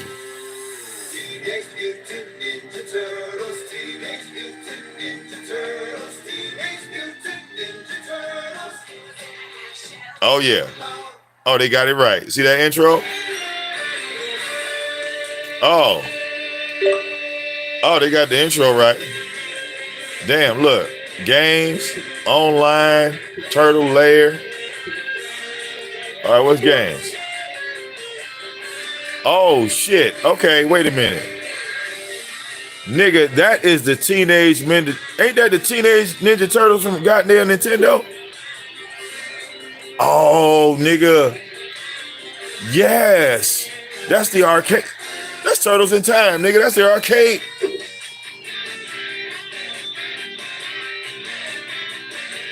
I don't know about Turtles in Time, nigga. What's this? Tournament Fighters. Wow. Okay, nigga, that's definitely Tournament Fighters is a fucking Super Nintendo game. Okay. I'm thinking this has got to be another Super Nintendo game. Another Tournament Fighters. Nigga. Do y'all know what that is? Look, we're going to see. Do y'all know what this is? Look at that. Who played that? Y'all niggas ain't even make it that far into the game. Okay. You got to be a real video game OG to even know what the fuck's going on right here. Okay. Bravo, PlayStation. Bravo, nigga. This is the original fucking Nintendo game. The original. Nigga, that's the original the motherfucking Ninja Turtles from Nintendo, nigga. Oh yeah, y'all better get on y'all PlayStations. Okay. And look, you see the controller? Look at the controller at the bottom. Y'all, them Nintendo controllers. All this is what that came out on Nintendo. That's sweet. All these are the Nintendo games. Okay, nigga, stop it. Nigga, that is the Teenage Mutant Ninja Turtles from Game Boy. That is the Game Boy. Bro, that's Game Boy. They fooling. Look at this shit. Even the Game Boy games. Oh, nigga, that's straight arcade. Okay, that's straight arcade. Okay, that's straight arcade. I'm picking it now. All right, that's Super Nintendo. Right? I'm looking at the controllers now. That's Super Nintendo. That's Super Nintendo. What's that? That's Sega Genesis. Look. That controller at the bottom, that's Sega Genesis. 3 buttons. Sega Genesis. Regular Nintendo. Regular Nintendo, regular Nintendo, regular Nintendo, and then 1, 2, 3, Game Boy. Bro, that's hard. I don't know what GBC mode, enable color mode. Oh, okay. Wow. Oh, nigga, you can turn this bitch into the Game Boy Color. Wow. That's crazy. That's crazy.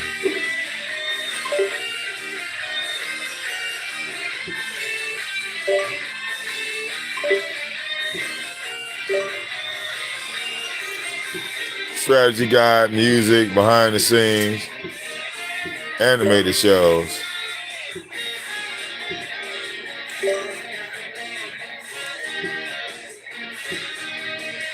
Nigga, they got the cartoon on this bitch? Season 4.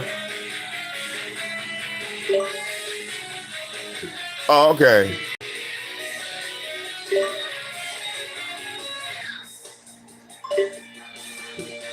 Look like screenshots. Yeah.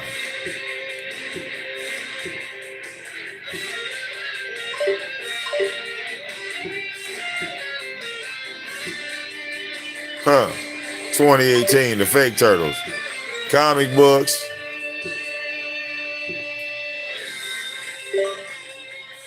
Oh, wow. They're the game boxes. There go the manuals. Yeah, they went all the way out for this.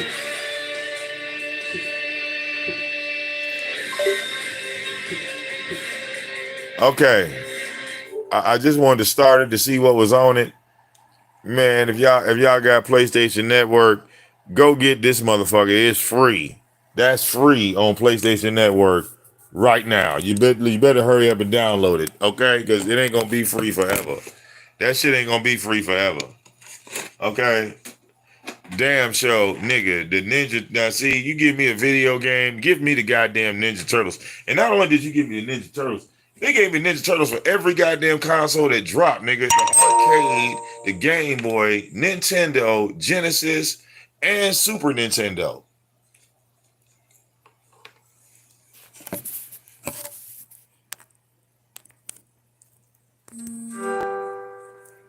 You don't like sports games. Nigga, yeah, I do.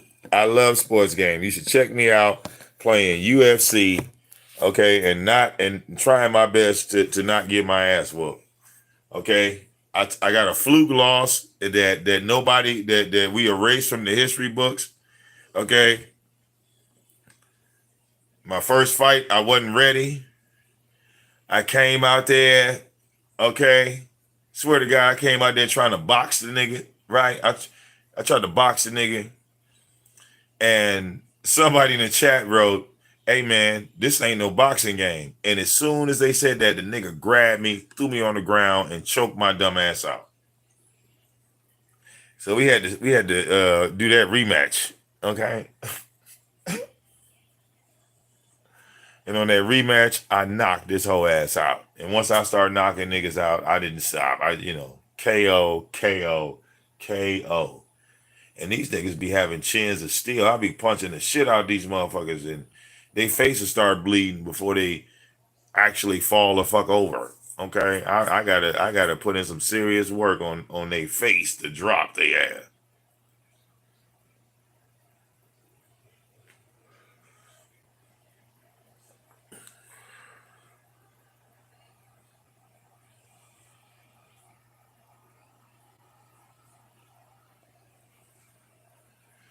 Oh yeah, oh yeah. I got a fight on UFC coming up with Alex. What's his name? Alex Pereira for the title. I don't remember if I beat him. I don't think I beat him yet. I think yeah, that's my next opponent.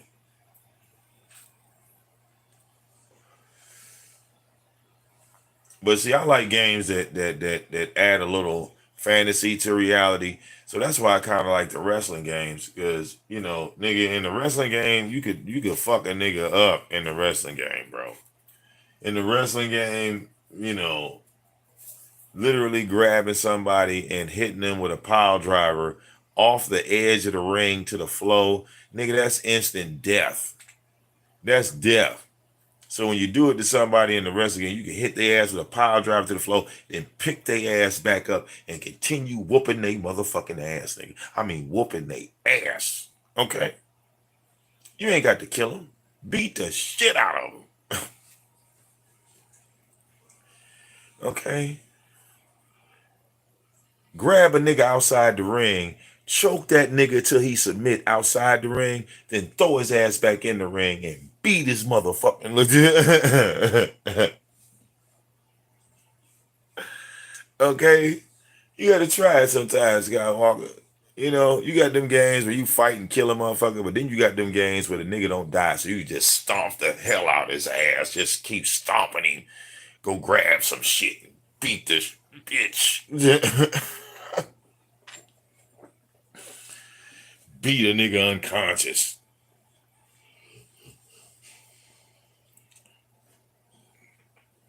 The hardest match that they made in wrestling so far is the gauntlet. The gauntlet match in 2K24, nigga, you gotta fight 29 other superstars.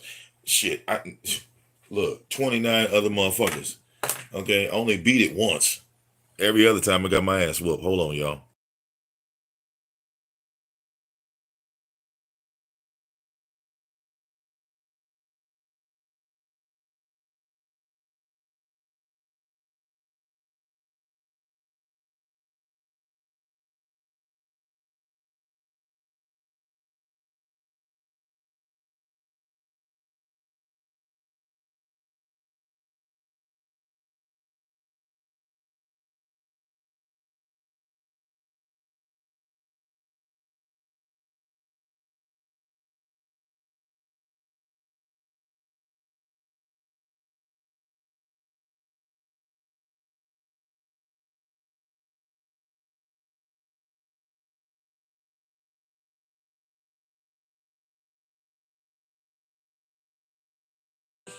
And it knocked over my phone.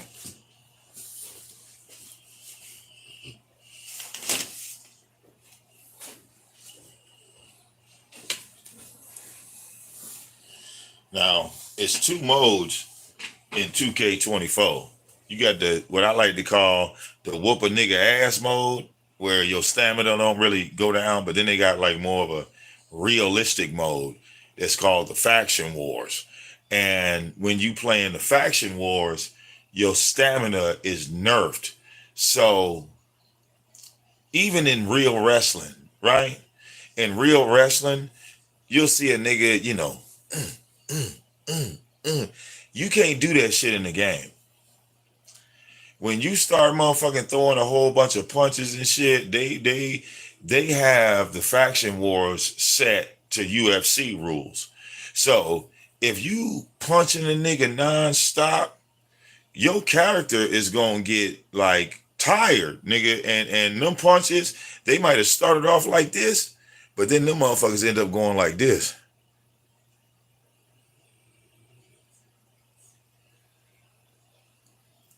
And next thing you know, you out of breath, nigga, and the other wrestler just push your dumb ass over and pin you. So that made it challenging, nigga. That made it challenging. You had to be more selective. Like I got a knowledge of wrestling, right? So they have all the wrestlers pretty much from every era, right? So I went with the 1994 Shawn Michaels, the one that was on dope. The cocaine Shawn Michaels was fucking niggas up. So I knew that. I just, you know, as a wrestling fan, the Heartbreak Kid, Shawn Michaels, the bad guy that was kicking niggas through glass pane windows and just kicking the shit out of everybody. The one that was rolling with Diesel, that's the one I went and got. The nigga that was fucking over people in the ring, the one, the Montreal screw job, Shawn Michaels. Okay. So you know what I do, Skywalker? Look, with that Shawn Michaels, I'm smart, nigga. I'm not doing a whole lot of wrestling moves, because if you watch any old wrestling match, none of them niggas was doing wrestling moves. The wrestling of today ain't shit like it was back in the day, nigga. I sat there and watched The Undertaker fight Giant Gonzalez, and I have never been more entertained in my life. Wrestling need to go back to that. The wrestlers of today just do not have the art form of the old wrestlers, nigga. They just don't. Like, I was watching like The Undertaker from back in the day. You know, that nigga was awesome. He was, if you ever watch an old Undertaker match, it was awesome. Okay, nigga knocked the Undertaker down. This nigga like, boom, it hit him. He's getting up again. Nothing will keep him down. Oh my God, look at this. Nigga kicked the shit out of him. Bam, to the face. Nigga kicked to the face. He coming right back. That shit was awesome. Nothing could stop him. Motherfucker punching him, hitting him in the throat. This nigga going,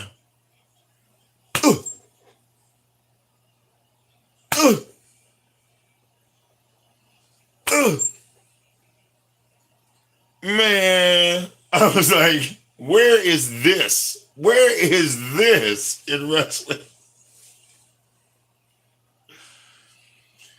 He can't be killed. He can't be stopped.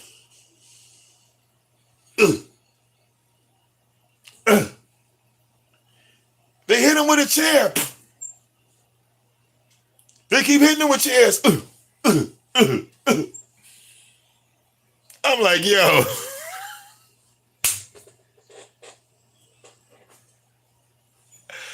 Okay.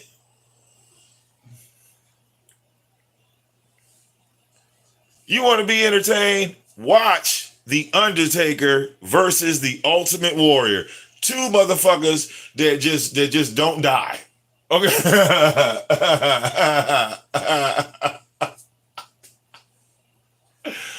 I was laughing so hard I was in tears. You want to watch a match? Watch The Ultimate Warrior versus The Undertaker. These niggas, neither one of them died. Neither one of them. Neither one of them. Undertaker hit the Ultimate Warrior. This nigga. Warrior hit motherfucking Undertaker.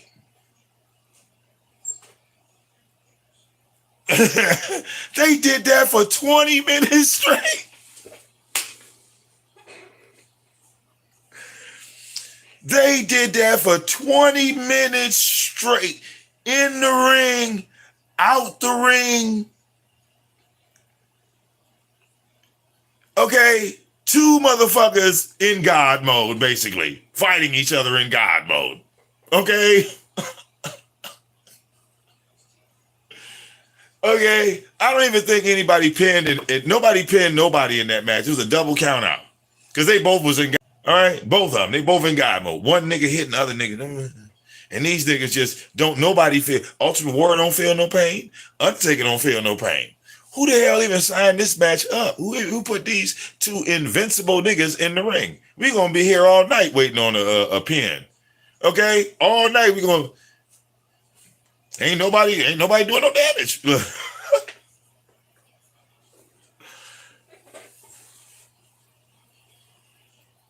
You know, Ric Flair was the master of nigga, I'm hurt. He was the master. Okay? Nobody could play hurt like Ric Flair. Okay? Rick gets slapped in the chest. Oh, God! Ah! That nigga didn't. All right, he started having convulsions and shit on the ground and shit. Okay?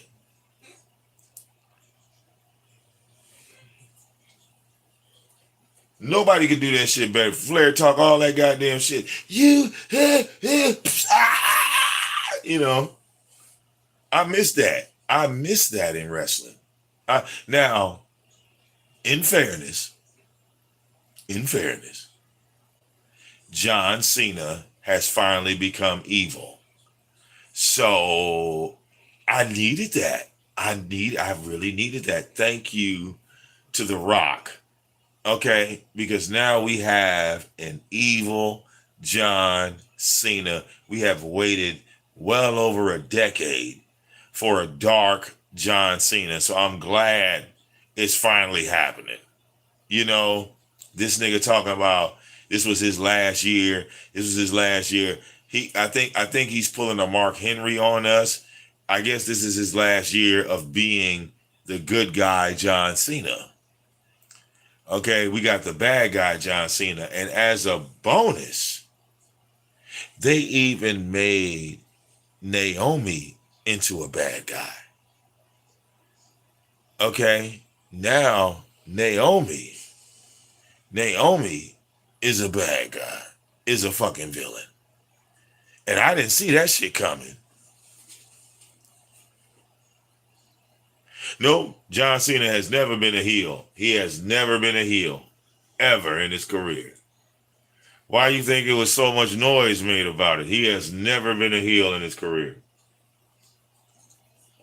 That's why motherfuckers was telling him that he sucked. That's where the whole Cena sucks chant comes from. Because the nigga always wanted to do the right thing. Oh, never get up, bright ass colors and shit.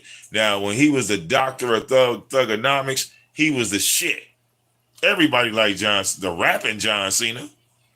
The rapping John Cena was the shit. Word life, this is basic thugonomics. That was, everybody liked that John Cena.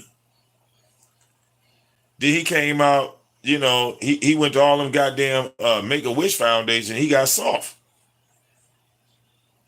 Kept seeing all them kids dying. He said he made over like 300 wishes. He came out as a goddamn dinosaur after that. He was fucking Barney. By the time he was done, he was Barney.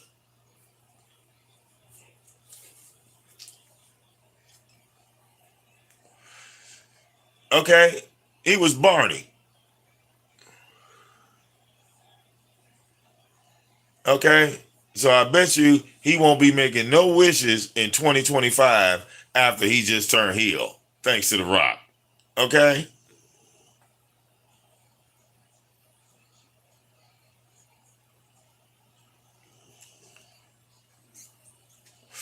No, when he was thugonomics, bro, he was fighting fucking Triple H. He was fighting the Big Show. He was fighting Kurt Angle. Every fight that was orchestrated for Thugonomics. Remember, he won the United States title as the doctor of Thugonomics. He wasn't going after no good guys.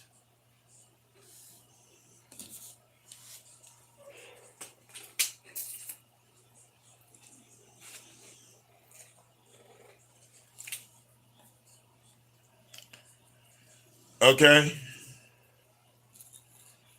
They've been cheering for John Cena ever since he came out. Okay. You really want to make some headways, John. All right. Beating the shit out of Cody Rhodes, kicking him in the nuts. Standing side by side with The Rock. Bravo, nigga. Bravo. Now, Naomi, Naomi had me on some goddamn Tyler Perry, BET, the have and have nots type shit. Like that was black cinema right there between her and Bianca Belair. That was black cinema. I swear, like just watching them, I didn't think I was watching wrestling no more. I thought I was watching BET. I thought I was watching BET. When Bianca walked up on Naomi and said, "Did you hurt Jade? Just tell me the truth. Just tell me the truth." And then motherfucking Naomi looked back and said, "Yeah, I did it." I'm like, oh Lord, this is motherfucker. Ain't this Jay Uso's wife? Oh Lord, hey, wait a minute. Ain't Jay Uso going up for the world heavyweight title? They can't make his wife into a villain. What's going on? The Usos is good guys. Oh no, not Naomi. And then Naomi went all the way in. She looked at motherfucking Bianca. "I did all this for you. I did it for you, you ungrateful bitch. I did it." I said, don't a black woman calling another black woman a bitch? It's about to be a fight, and it's about to be a real fight. Oh Lord, this black cinema right here. Naomi just called motherfucking Bianca a bitch in front of 17,000 people. This is black cinema, right? I'm like, black cinema all day. Then after she called her a bitch, man, Jade came out there, beat the brakes off Naomi. I'm talking about beat the brakes off Naomi. I don't think Naomi, they didn't discuss that ass whooping because, all right, Jade was tossing her ass around like a rag doll, okay? Like if Naomi was supposed to fake a goddamn hit, she didn't have a chance. Man, Jade was tossing her ass, bitch, all around that rag doll in that bit. I said, oh yeah, she probably got about 5 or 6 more ass whoopings. Black people, black women especially. She didn't whoop your ass that one time, but that you got a couple more. Well, actually, that's the second ass whooping. Because she whooped your ass at Elimination Chamber, and she whooped your ass again on SmackDown. So you got a couple more ass whoopings coming. Okay? Black women don't get over shit like that. And we got some serious black cinema coming to SmackDown. I don't even watch Raw no more. I'll be waiting on SmackDown. Like, yo, let me just watch SmackDown. Okay? Yes, Charlotte Flair, okay, will be at WrestleMania competing for the women's title. Oh yeah, she won the women's Royal Rumble. She's in there. And she'll be going up against Tiffany Stratton. Okay. John Cena won the Elimination Chamber. He's fighting Cody Rhodes at WrestleMania. Who does that leave? Right? That leaves Gunther, right, going against Jey Uso for the World Heavyweight title.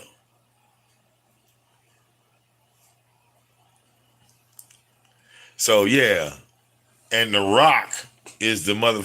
Now, The Rock is actually on the board. All right, what's happening, Chassie?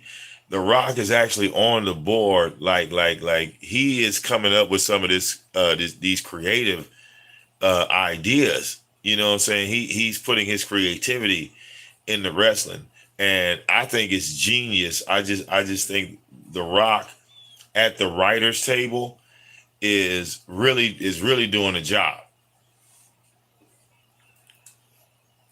The Rock is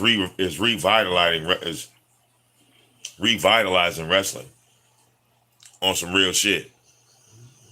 Out of all the wrestlers that came back, The Rock is actually putting that creative spin on every show.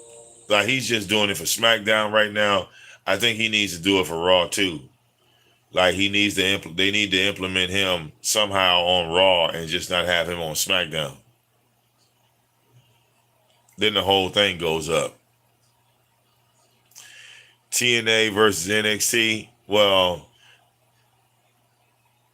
you're talking about two of the same companies. TNA sold their shit. Okay, they're all under one company. TNA is now like part WWE. They sold out. That's why you got TNA champions fighting WWE wrestlers. Yep.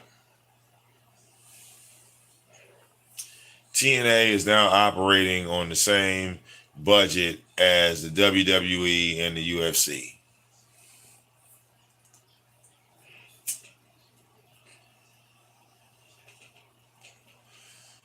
Now to have the Hardy Boys fighting NXT superstars, I think it's a mismatch. Okay. I think, Jeff is just crazy. Okay. And they're going to end up hurting themselves. They're going to end up hurting themselves.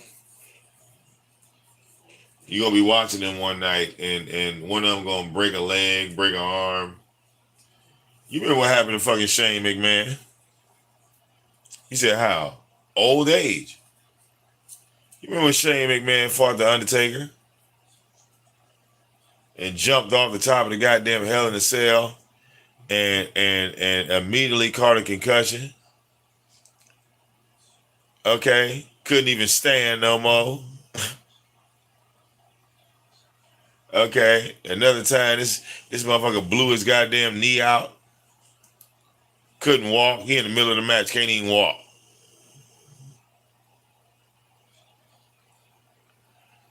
Okay.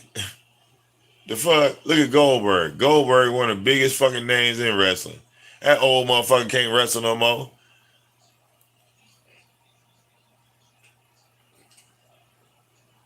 He tried to hit somebody with a jackhammer and almost fell over himself.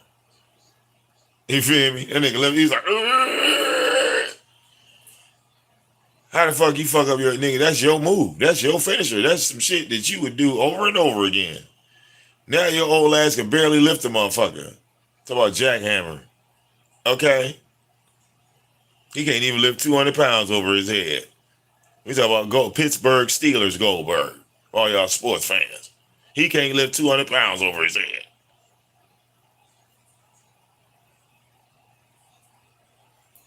Yeah, he played for the Falcons too. Yeah, he played for a couple teams.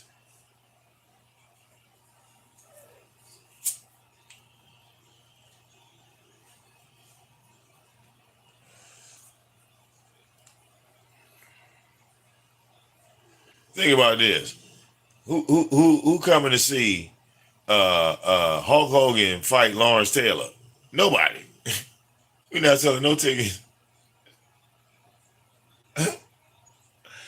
Hulk Hogan versus Big LT. Nigga, what? One night only.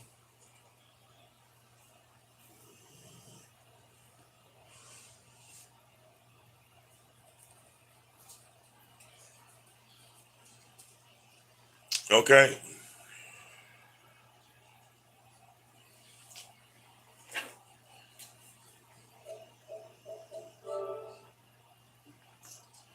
Let me look at this UFC joint, cause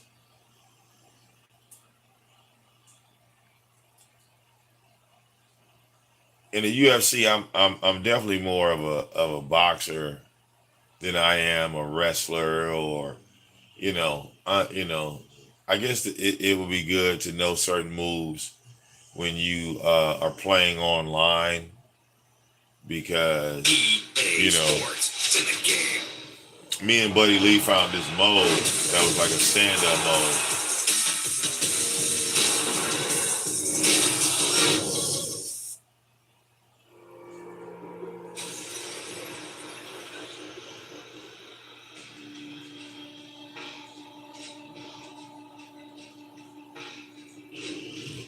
Okay.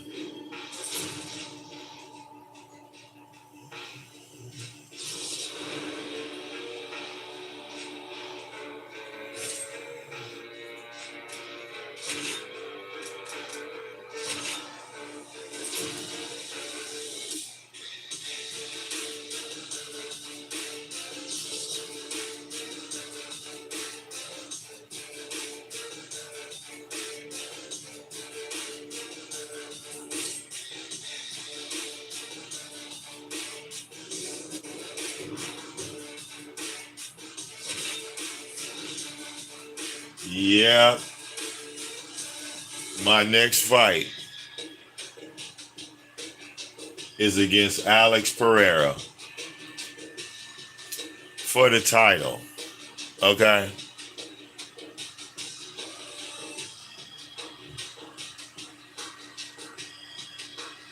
He's 36, 6'4", and 184 pounds with 79-inch reach. Okay.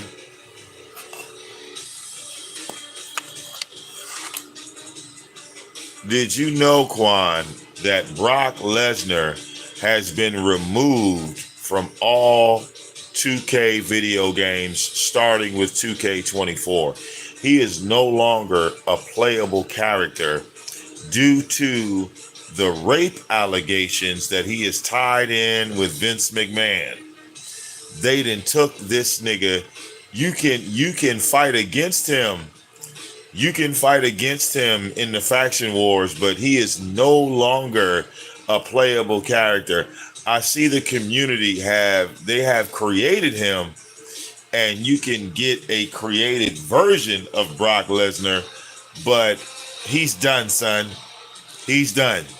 No Hall of Fame, no more wrestling for Brock Lesnar, period. He has been outcasted permanently. You'll never hear his name again.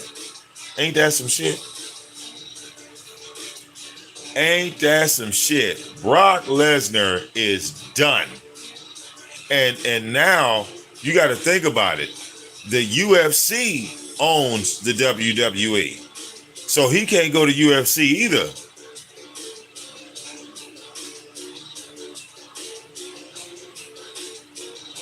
His whole financial dependency has been shut down.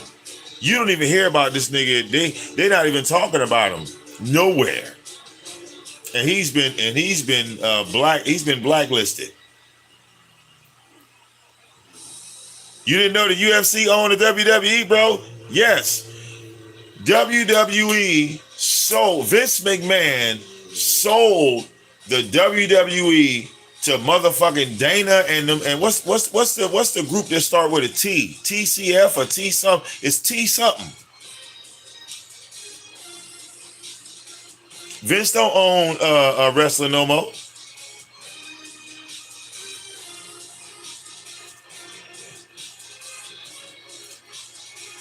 Vince sat down with the owners of the UFC and sold that bitch.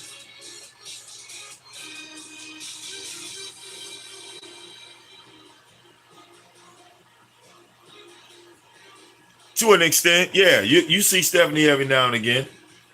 But as far as the storyline of wrestling is under the control of writers that are somewhat selected by the UFC. And I'm not complaining, because as a wrestling fan, Something had to be done. I mean, like the writing was terrible. The ideas were terrible. You understand? So it was the creativity of whatever writing team the UFC brought in, because they're the reason why you had the bloodline. That's why you had the tribal chief Roman Reigns, right? This is where all of these things start to be implemented, and you start seeing better acting, better script concept, better, like these motherfuckers are putting on movie performances. It's not just, basic wrestling. You just shoot a promo and that's it. No, niggas is putting on fucking movie performances. Okay?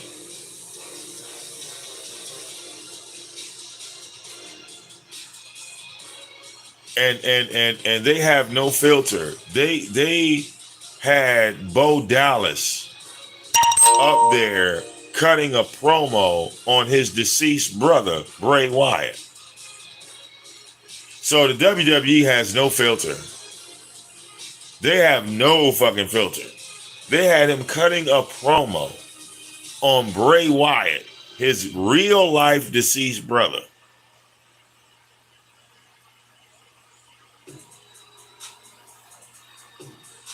Bray Wyatt died from a heart attack at like 33, 34. Bo Dallas was playing Uncle Howdy. So when Bray Wyatt would come out and you would see that entity was Bo Dallas. All of this was already pre-written, but he fucked around and had a heart attack. Okay?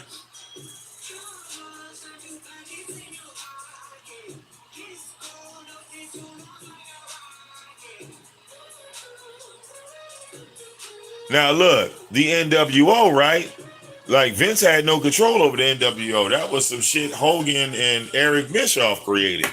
Only problem with that was that, like YouTube, these niggas only had 94 weeks of content, bro. Wrestling is every week, nigga. You got to be hot. These niggas had 94 weeks of content. Just 94. 94 weeks, bro. So, can you imagine? Look, we watching Hogan and Nash and the NWO. They bringing out nigga Dennis Rodman and all these motherfuckers, nigga. All the goddamn greats joining the NWO, nigga. Macho Man, nigga. We got all shit, nigga. This is about to be the shit, nigga. NWO, bitch.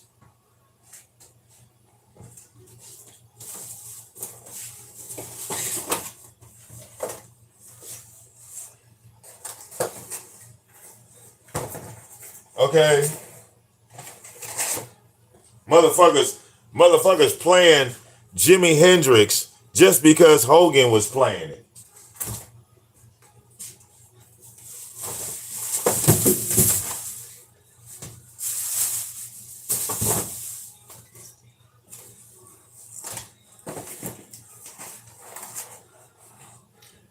Okay. Hogan came out to that Jimi Hendrix, nigga. Cut him down with the edge of my hand. All right. We was like, oh shit. Yeah. Yeah. Yeah. Hell yeah.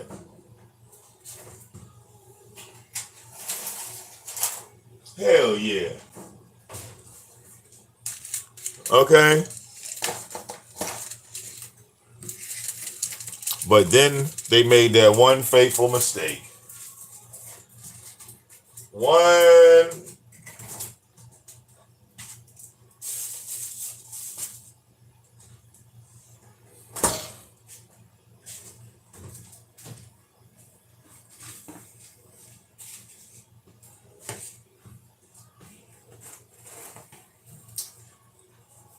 Okay?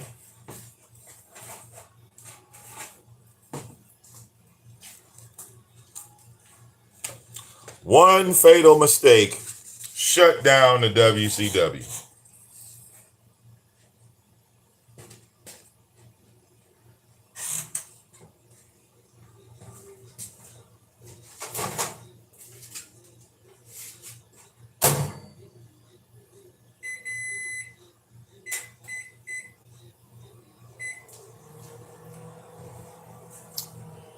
They decided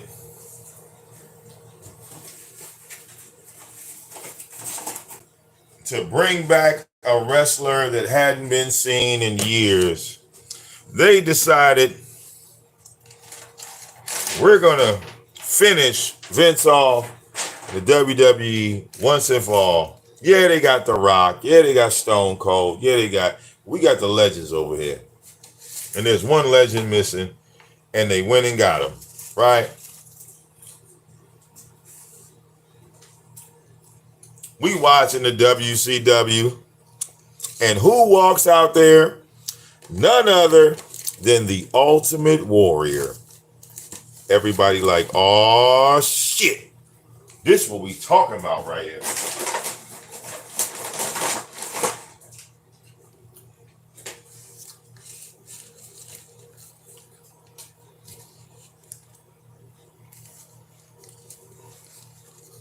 The Warrior comes back. Everybody excited.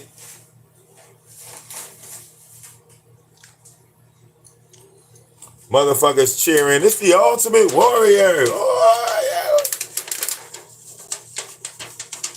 yeah. The Warrior grabs the microphone.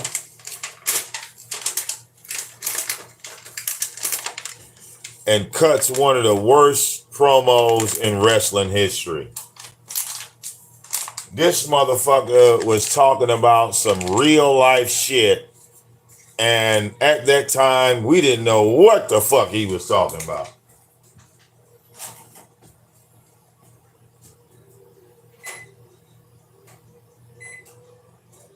This nigga supposed to be talking about wrestling. He get to talking about Hogan's kids, how his kids on dope, right?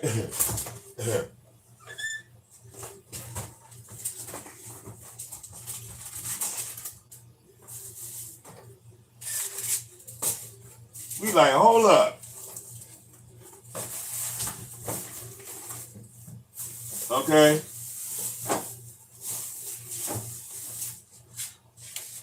He get to talking about how Hogan screwed him, talking shit about a match, at a WrestleMania match.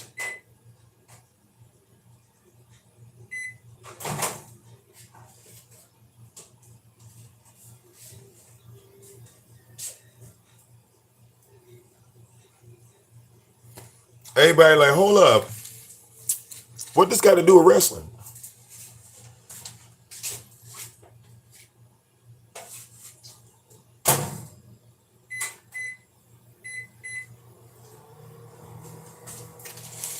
So they call themselves trying to bring that magic back, right? We're going to have the rematch of Hulk Hogan and the Ultimate Warrior. And it was the one, it's still to this day one of the worst matches in wrestling history. Okay? Oh, that was the setup right there.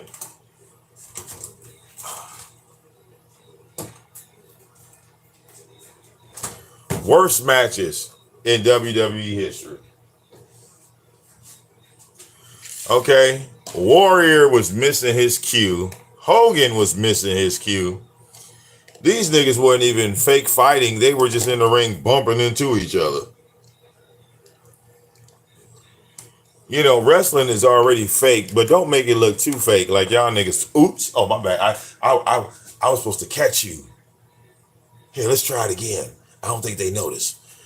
Ugh, nigga, we just saw you fuck that up. We just saw, what? You did that in front of us.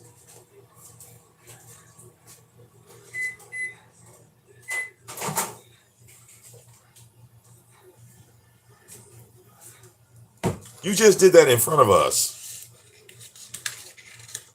So now it's time for the big finale. Right? Now, Hulk Hogan, NWO style,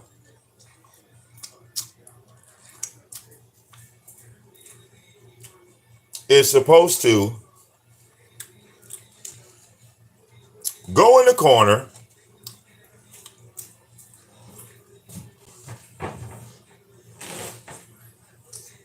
grab a piece of tissue paper,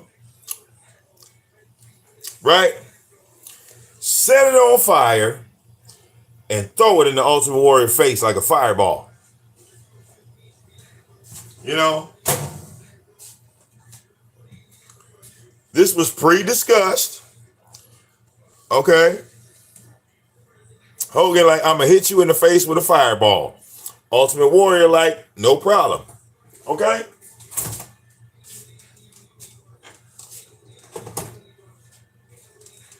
So, we 15, 20 minutes into this fucked up match. Time for the finale. Hulk Hogan got his lighter. He got his piece of tissue paper.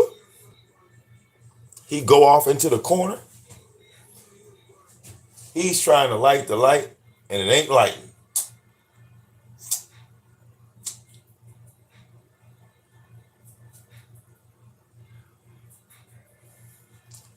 So now, he's struggling with the lighter. The motherfucker finally light.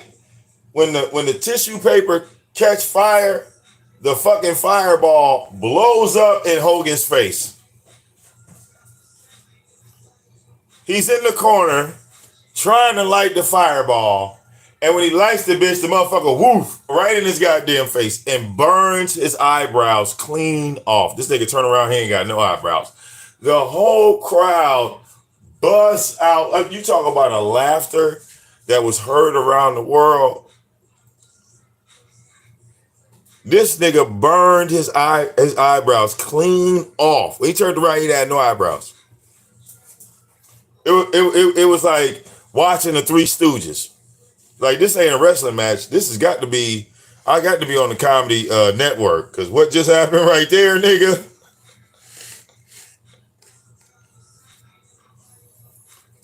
Okay.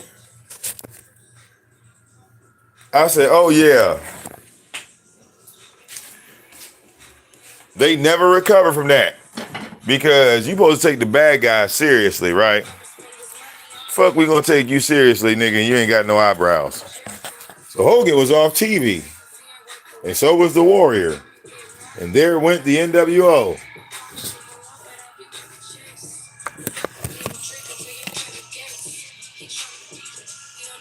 Oh. Okay.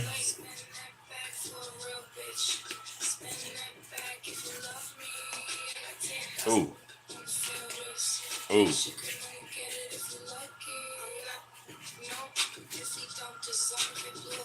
Okay.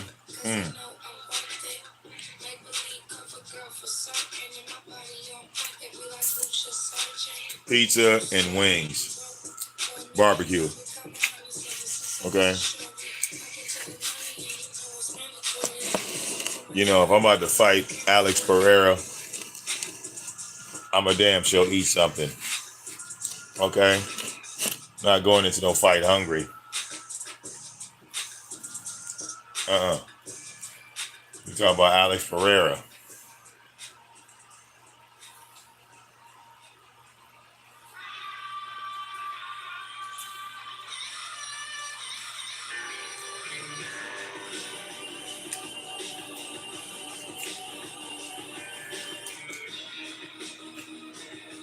But you remember, Izzy knocked that ass out though.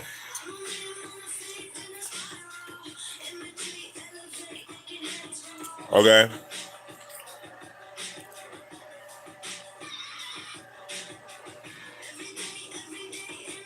Oh yeah.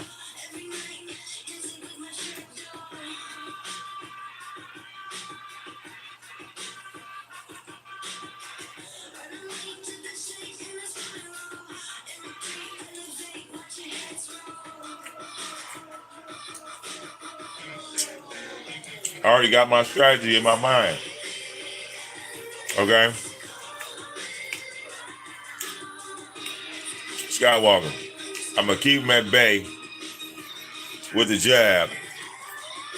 Okay? As that nigga move in, I ain't doing nothing but throwing hooks and uppercuts. Superman punch. Every time I see him step forward, I'm going to rock his ass. Okay? If he grab me, I'm scrambling and making him stand up. It ain't gonna be no wrestling match. I promise you.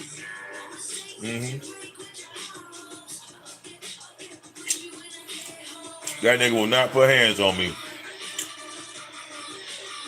It's gonna be my fight. You did? It's gonna be my fight. Okay? I might not knock his ass out in the first round, but if we go to round 2, it's over with for him.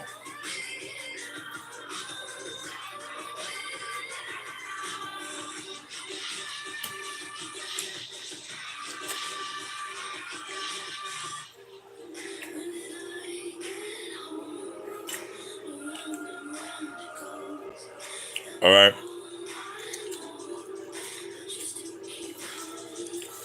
You said floor skills? I do have floor skills. Him on the floor and me standing over him. Yep.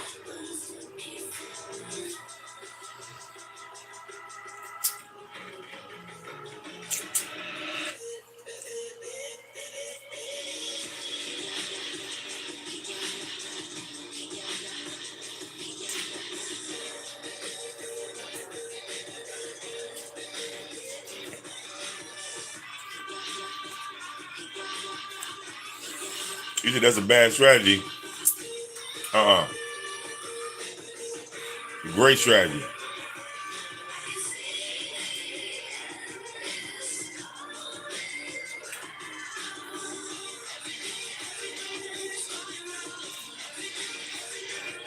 You gonna bend down and grab me, red face? Wow.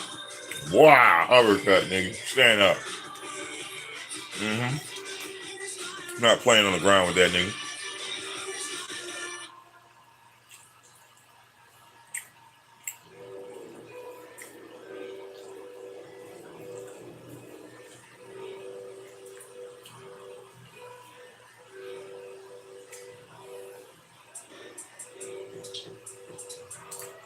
Still dangerous, goodness gracious, move like the Gracie run. Still pay me son, fed everybody they don't say me none. Still back to the bottom from fevers, their man was misleading. Choco till he's breathing. Well, I know. He a lefty. So am I. See, we have that in common. We have that in common. Okay?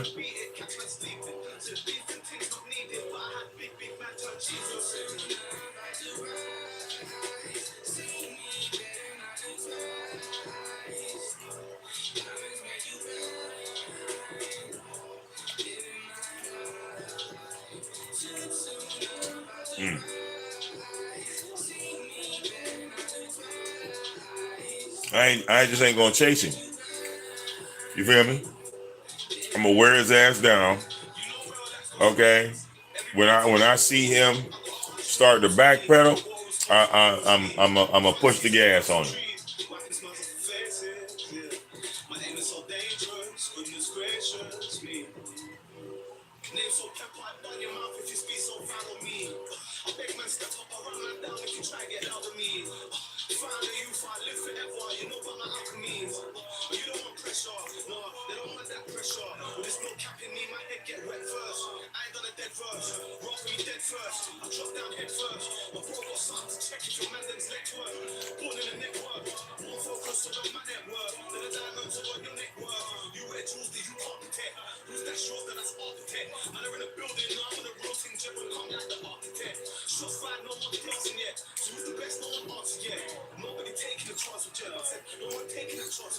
Okay.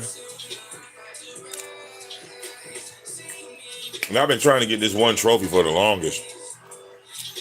Okay. And I never get it.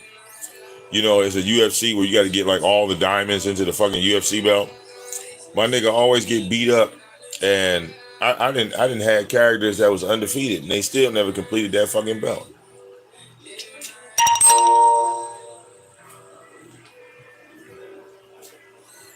I'm thinking maybe it's because I kept jumping weight classes.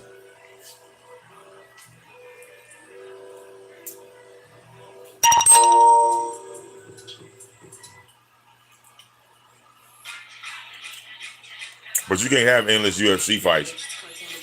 Once you hit a certain age, they retire your ass. UFC don't let you fight until you can't fight no more. No, it ain't boxing.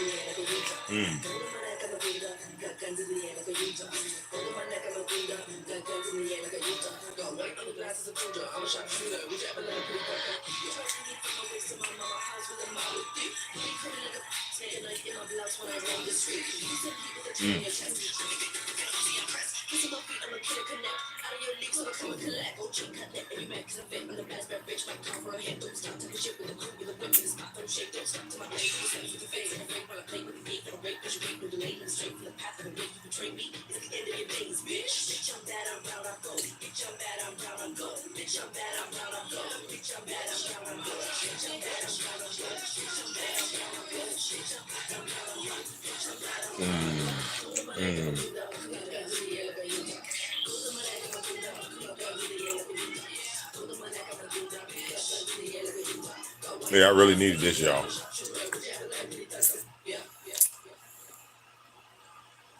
Sometimes niggas just need to eat. You feel me?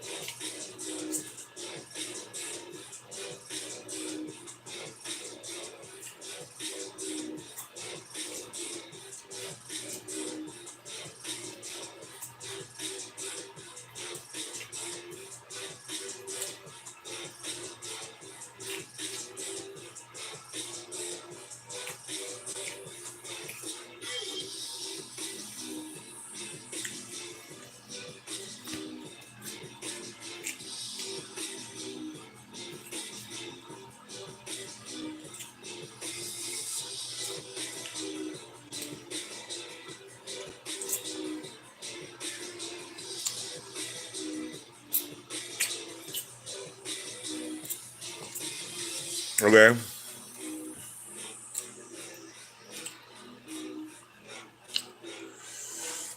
I'm telling you.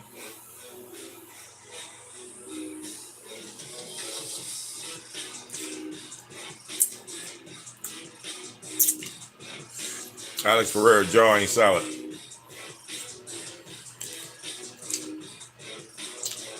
He a good fighter. When I throw them jabs at him, he's gonna back his ass up.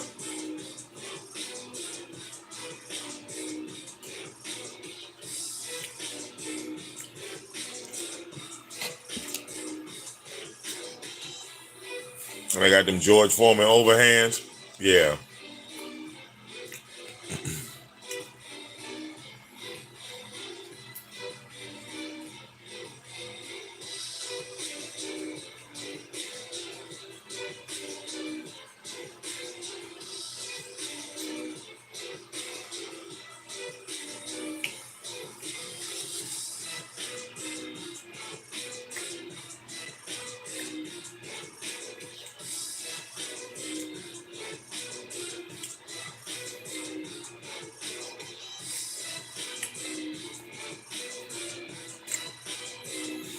You know, I didn't really focus on his wrestling.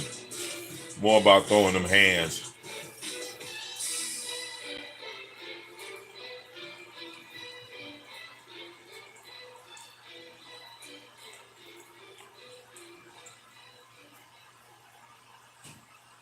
I roll out with no cash on me, calm down with no mash on me. Stay away from these ashy youths so they come around and get ash on me. That's 5,000 capacity, 5,000 capacity. Then spread that over the UK and then add it up and get back to me. You pussy also not bad for me. Bad man, they go mad for me. Who the when they gassed you up like you're good enough to be clashing me? Oh, please stop harassing me. Charge me up and put gas in me. Them little fish wanna try thing. Oh man, the audacity. I got blood and I'm selling me eyes. Living on the edge to the end of our lives. Sheep's been telling me lies. Sometimes I love when my enemy dies. So ahead of my time. Mainstream ways start setting off lies. You can never ever level in price. Take that fee and then double it twice. Yeah. The problem's back, I got flows. Watch your back, come on smoke. Watch the absolute bolt. My boys on maximum boast. Ain't no time to blind man. Know my team from here to Thailand. You man got that run of my man, so you man got that run of finance. Like what's this register by your own? Use my pen to sting by your phone. Only the time with their mind is thrown. Cliche rep your ends, die alone. Cliche run the guns and die broke. I don't buy ones, I buy both. Yeah, go bust hook on the light smoke. Rude by my lungs, you might talk like cough, cough, cough, cough. You're not tough or hard. They calling me the virgin, my house. Oh, yeah, I needed that. See now, I'm ready to throw hands. Hold up.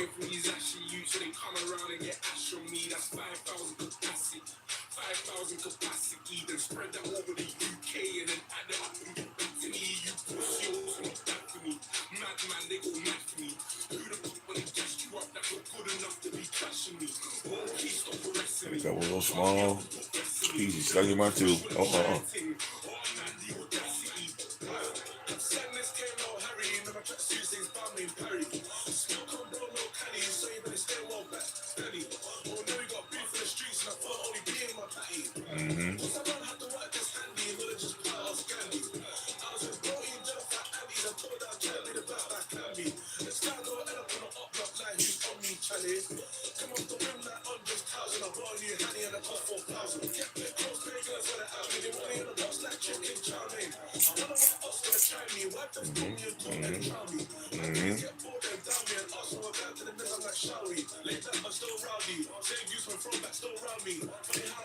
Got the floss stick.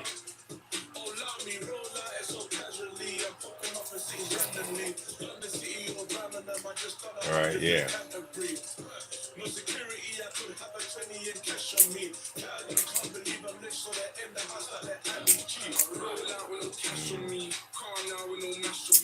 Yep.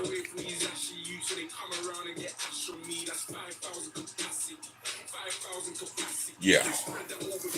Yeah. Yeah. Okay. After party in the casino in GTA. Okay.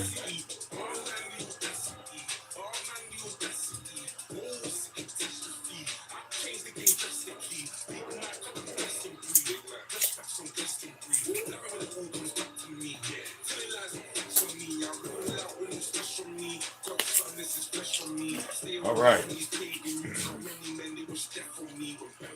All right. We might as well broadcast this fight, right?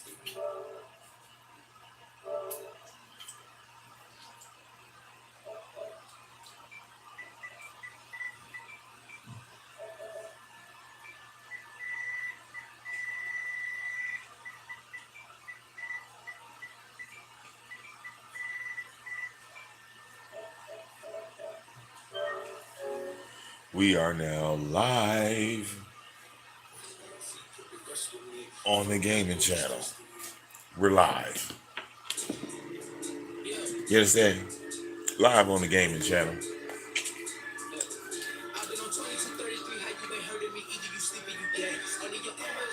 Okay. And there go the motherfucking notifications. Okay. We're gonna switch over to the gaming channel, VicDamoane Live 24/7. Yeah, come check us out. VicDamoane Live 24/7. Okay, we got mics hooked up. We're gonna jump off the AOV channel and switch to the gaming channel. Okay, we want to see the fight live. God damn it, we don't want to watch it through no mobile device. We want HD photos. So we're on the AOV channel. Switch your ass over. Look up VicDamoane Live 24/7. You will see that that's the gaming channel. We play a lot of games over here. Fucking GTA, DC Universe, fucking wrestling. What else? Call it Modern Warfare. You know what I'm saying?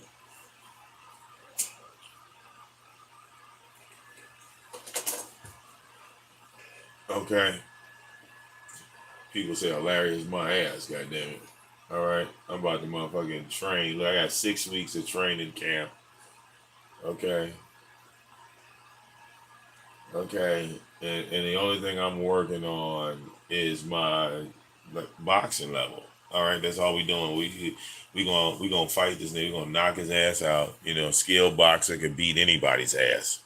You feel me? Somebody said drop the link. All right, look, let me do this. I'll drop the link in the chat.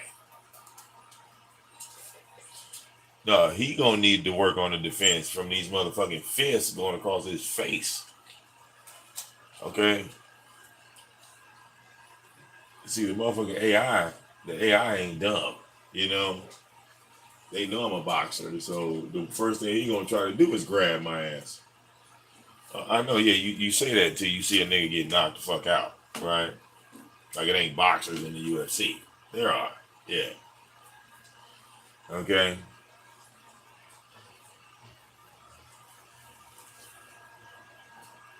Motherfuckers be throwing blows in the UFC. Okay. You know why niggas be wrestling in the UFC? Because they ain't got no punching power. Okay. They didn't punch the nigga so much they didn't realize I'm not gonna beat this nigga with my fist. I gotta choke him. Okay. Okay.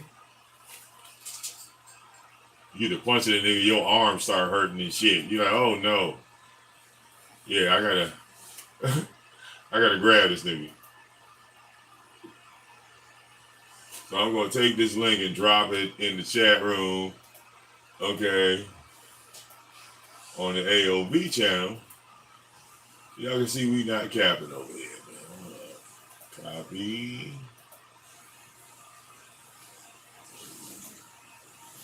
Maybe I should have set the shit up for a redirect. I gotta learn how to do that. Okay, I gotta learn how to do the redirect thing. Redirect y'all. Okay. Yeah, but my arms are gonna do the damn thing. All right, we just put the link in the AOV chat, so y'all come on over.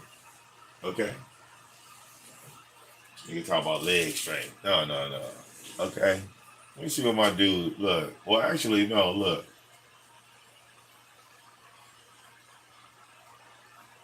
Okay. Yeah. You see. All right. See now. Look. Damn it. Okay. You know, I got to get my spar game on. I got to get my head straight. Okay. I done ate some chicken and this, that, the other. I got some wheat. So y'all on the AOV channel, switch over to the gaming channel. Okay. We're going to stop this stream over here. So we going over there. All right. So boom. All right. Now we over here with it.